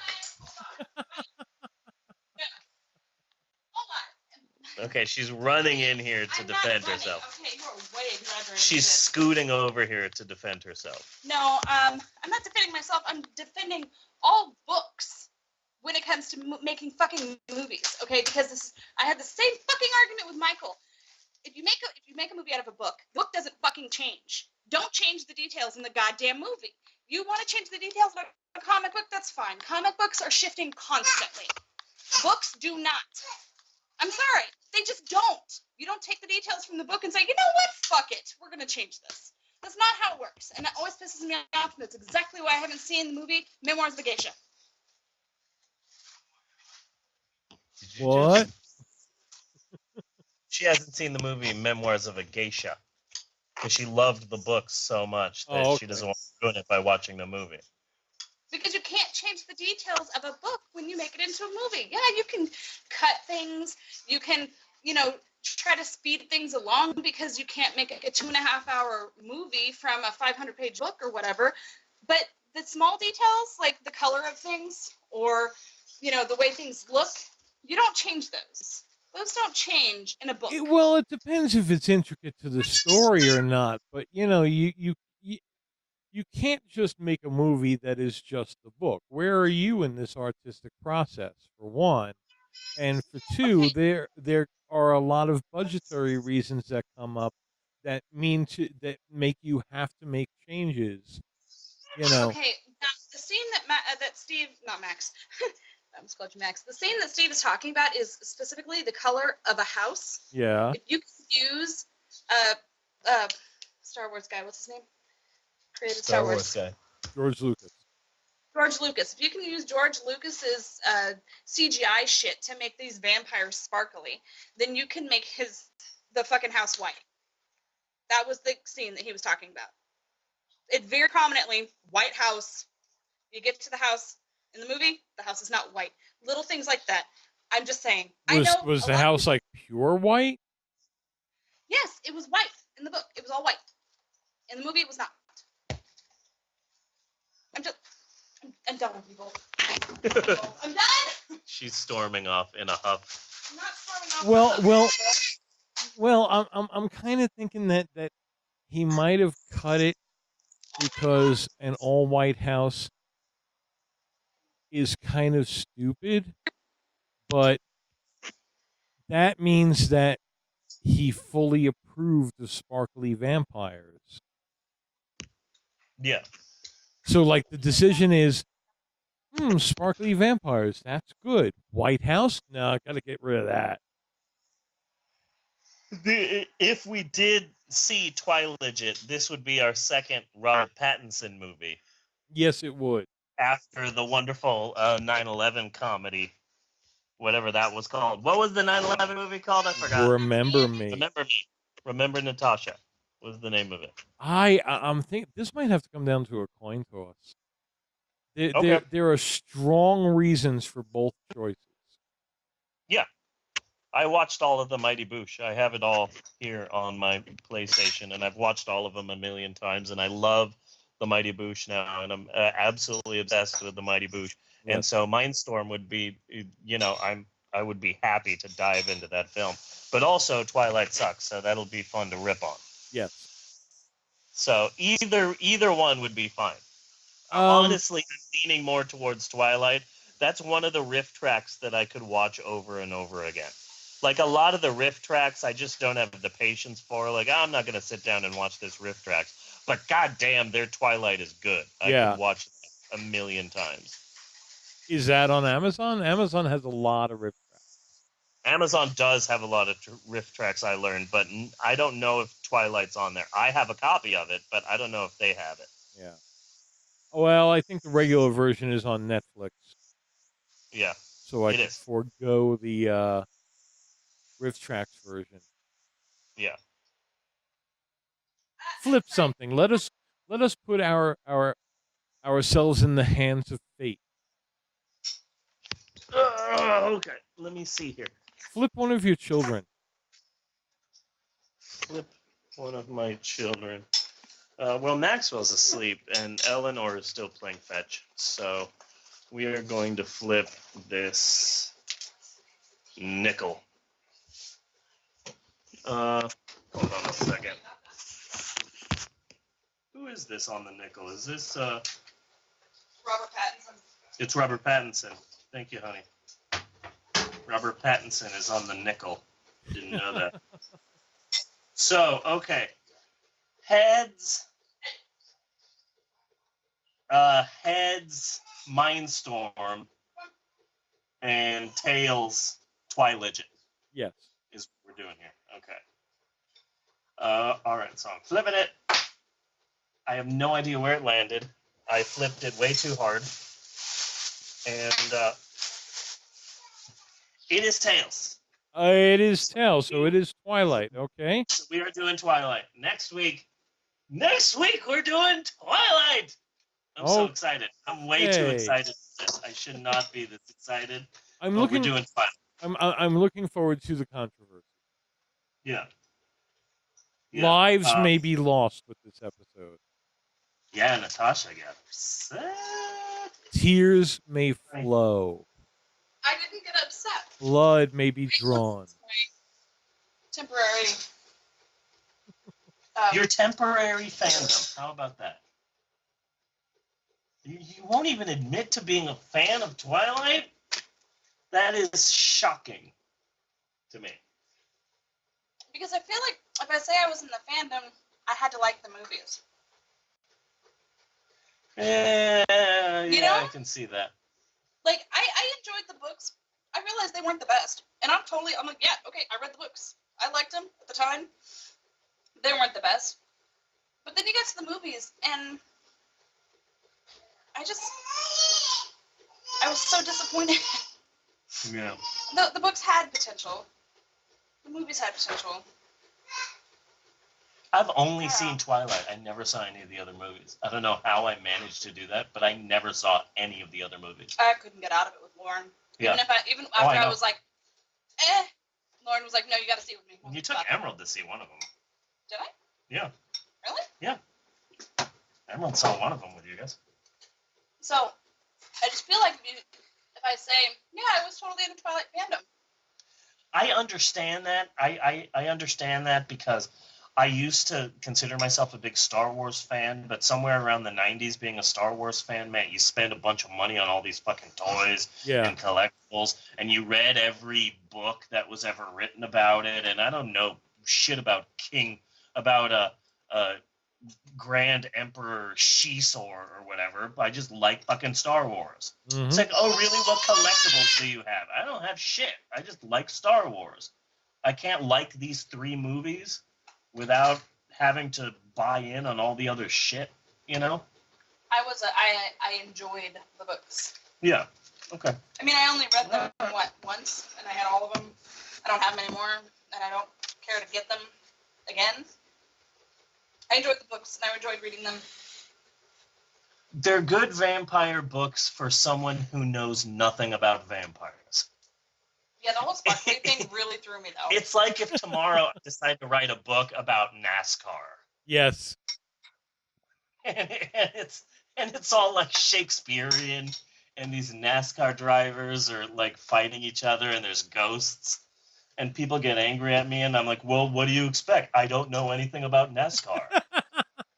Yeah, That's basically Twilight. Yes. The whole sparkly thing really threw me off. Yeah. And then they do it.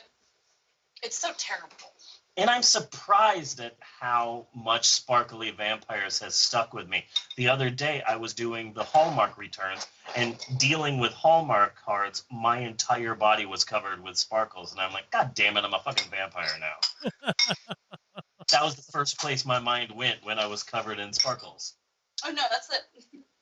Like I said, when Kristen and she was in South Korea, we were watching Twilight, and then we watched Labyrinth, and we were joking about the path in Labyrinth. It's all sparkly, and we were talking about how vampires were killed on that path. Oh, okay. Yeah. That's why it was sparkly. Makes so, like, sense. You see something sparkly, you associated with vampires because fucking bullshit. Can vampires masturbate? If they can have sex, I assume so. Okay. Do you think their cum is all sparkly too? Ooh. I imagine their cum would be like kids' toothpaste. You know? Like all full of sparkles and shit. Yeah, maybe blue and stuff. Funny story. I tell you about my other friend, Christy, her husband. She used a sound, put glitter I didn't know it. Oh, okay. and then made him come, and it did not turn out the way she wanted it.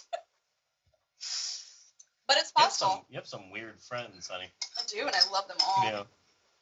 She was the one that wrote the fic that has includes fucking melons. Okay, you're never allowed to And- put anything inside of my penis. Oh come Okay. on! Not shoving And in anything turn, in there. this is the same person that made me want to make you peanut butter. Fuck peanut butter? Oh God, there was a weird little film. I don't know, a YouTube porn thing or whatever. I don't know, but it was this guy who would masturbate with a very small vibrator. His In his urethra? his cock was split like a hot dog. Oh God, body modification. I hate when they do that. Like down most of his cock from I don't know if it was a body modification or if it was just from him using the vibrator. Well, probably from body modification. I mean, we're still talking about AA battery size. In his urethra? Yeah. Yeah. I mean, It's horrifying. yeah. But oh my God, next week we are watching Yes. the Christian scare film Burning Hell and Twilight. I'm so excited. Yes. But before closing out the show, can we admit that Nine Lives really fucking sucked? Oh yeah, that was one of the hardest things for me to do was this Love Watch episode. I decided I found doing the episode like a lot easier than doing the hate watch. Yeah. You know, but the movie itself, good God. And yes, the cat totally creeped me out. It reminded me of the cat from Reanimator. Yeah. The problem that I had with the movie, this is just one of those movies that makes me really good at math. Yeah. So I'm going, okay, if the movie is 1 hour and 32 minutes and I've watched 47 minutes, how much time do I have left in this film? Accounting for credits, which is a good 4 or 5 minutes off of whatever number I get. So, Yeah. okay, how much is left? All right. So what act are we in? Gotcha. Okay. So, no, I would watch like 20 minutes at a time and then pause it, go for a walk, Mm-hmm. stretch out a little bit. Yeah, no, this was a hard film. This was a hard film to watch. And She it was must have very really- check the boxes. Yeah, yeah. She must have really hated Batfleck. Because she's like, let's see. I could stay with this man or I could make this horrible movie. Sorry, Batfleck. I have to wrestle with a CGI cat now. Yes. I'm busy. Yeah. Like to think she made this film out of spite. And our Roku channel pick of the week. Remember, if last week it was All the Kind Strangers? Yes. This week I'm really thinking I got to go with I put up. See, now I'm putting up movies just to put up movies. I'm going through everything on archive.org, all 22,000, Yeah. and just picking out shit I like. So I've got to recommend Creation of the Humanoids. Nice. Yes. Yes. Yes. Yes. Creation of the Humanoids. I love this movie so much, and I know you do. It's so, and we'll fully admit the movie sucks. Yeah. No, you will. But it You is so much a better movie in my head. Yeah, no, I've been there. Than is actually on film. So you can go to, it's a private channel, so you can go to Roku and you would be able to add our channel as a private channel. You would need code P65MHZT. I'm pretty sure that code just made Bucky start killing people. Yes, it probably did. Yeah. And if you got a show, if you've seen a show, let us know. Yeah. I think, all things considered, our first ever Love Watch episode has been a really good episode. I had a fuckload of fun with that. I really did. Yeah. No, this was a good episode. This was a good episode. Was a good episode. Yeah. So until next week, I am Bunny Williams. And I am Reverend Steve, and for Maxwell and Eleanor, and for huge, massive Twilight fan Natasha. Yes. I really thought she wouldn't hear me say that because she was on the other side of the house, but she did. She has amazing hearing, whereas mine sucks. Whereas casual liker of the Twilight books, Natasha. I am Reverend Steve saying thanks for listening. My brother's a dick, and we will see you next week, you godless heathens. Do do do do do do do do do do do do do do do do do do diddy dot da do. Cut and print.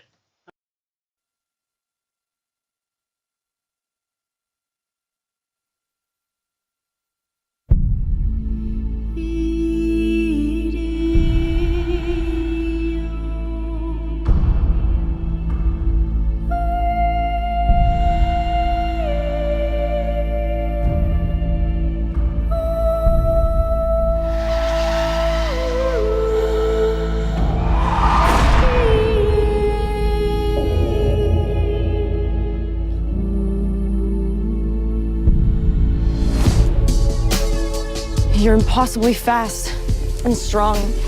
You gotta give me some answers. I'd rather hear your theories. I have considered radioactive spiders and kryptonite. It's all superhero stuff, right? What if I'm not the hero? What if I'm the bad guy? I know what you are. Your skin is pale white and ice cold. You don't go out into the sunlight. Say it out loud. Say it. Vampire. Are you afraid? No. This isn't real. This kind of stuff just doesn't exist. It does in my world.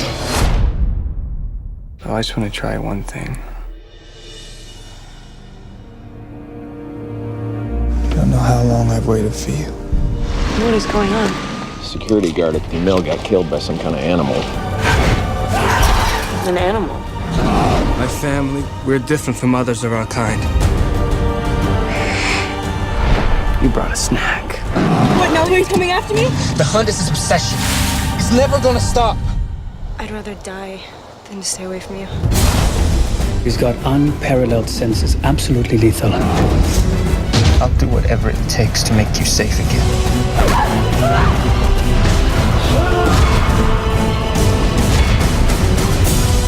You're faster than the others. But not stronger. I'm strong enough to kill you. You are my life now.